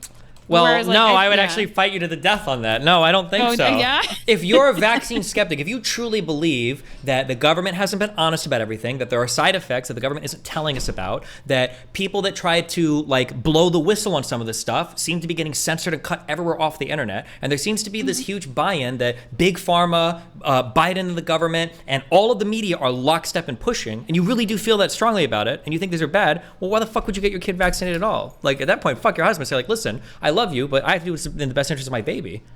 Yeah, no, I'm with you, and it makes me scared, you know, but I trust his decisions. I trust him. He's never like shown me anything different. And if we did have a bad season of marriage where I couldn't trust him, I was not able to submit to him. Like, I don't think women can force submission. I think you either get a competent leader or you don't, right? So that's just like, that's what I mean by sometimes it's just, you know, it's just better to have somebody who has the 51% and the 49%. You know what I mean?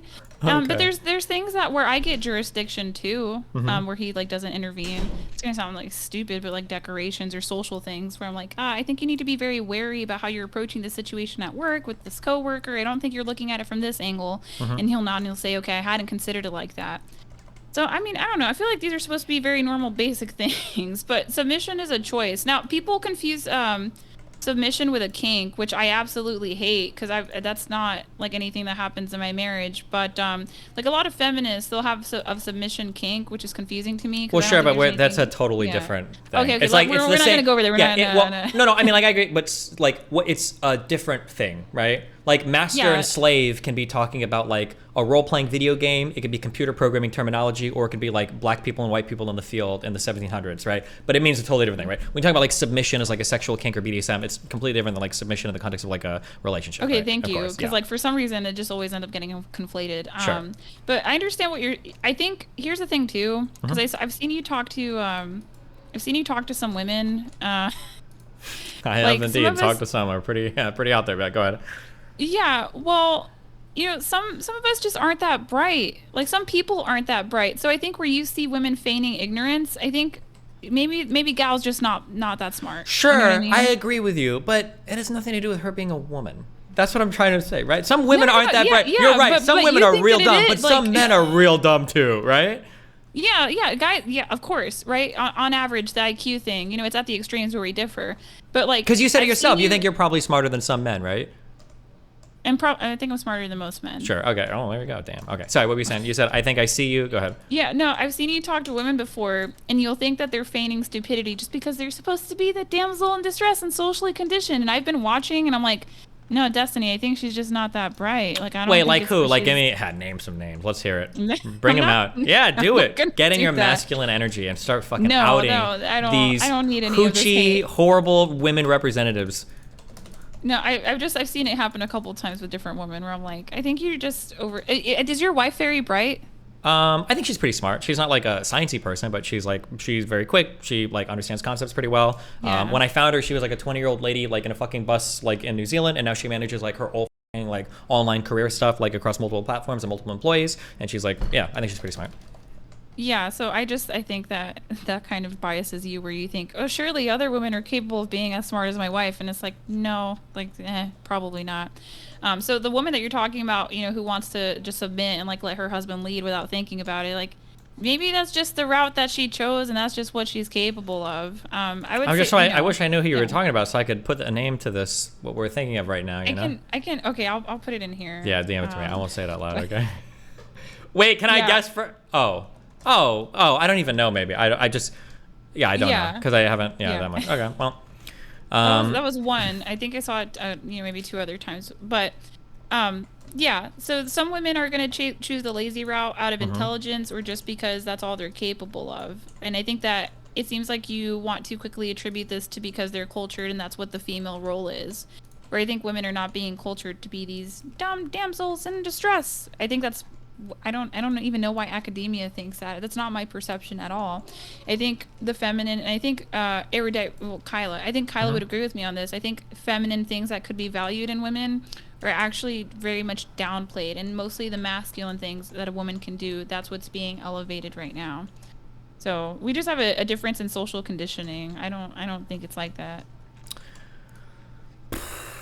Yeah, I mean, I don't think I don't think I necessarily disagree with you. Codependency is real. That's a real thing. I've seen that with women that you're like, are you submitting, or are you just scared to make any decision because you don't know how to have boundaries or anything like that? But that's a completely different conversation where those women just need help and treatment. Like I wasn't very good for years with setting boundaries. I didn't know I could. I didn't know I was like allowed to. So I think that sometimes that comes with age.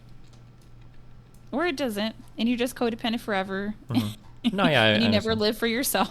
Yeah, I think that, like I said, like, and I feel this way with some red pill people, that when we start digging into things, like I never agree with almost anything that you're gonna say. It's just like the framing sometimes is just so, in my opinion, wild. But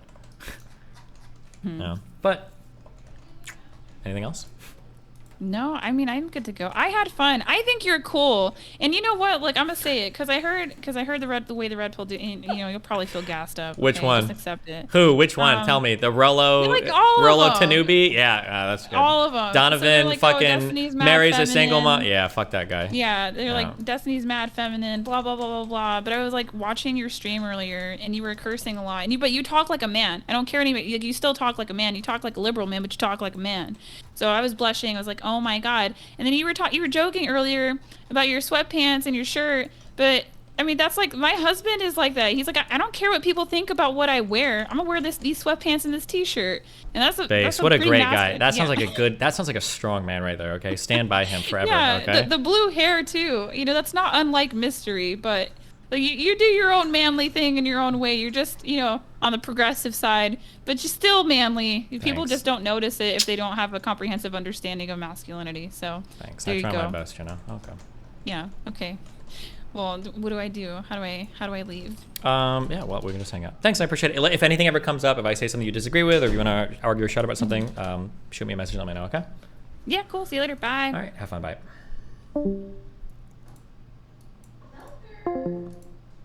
Okay, Jesus. That convo started off really rough, but I got a drink and I made the decision. We're going to try to make this a good conversation. I thought it was actually a really good conversation. I initially thought it was going to be horrible, but it wasn't. It was a fun convo. That was good. Jeez. Okay.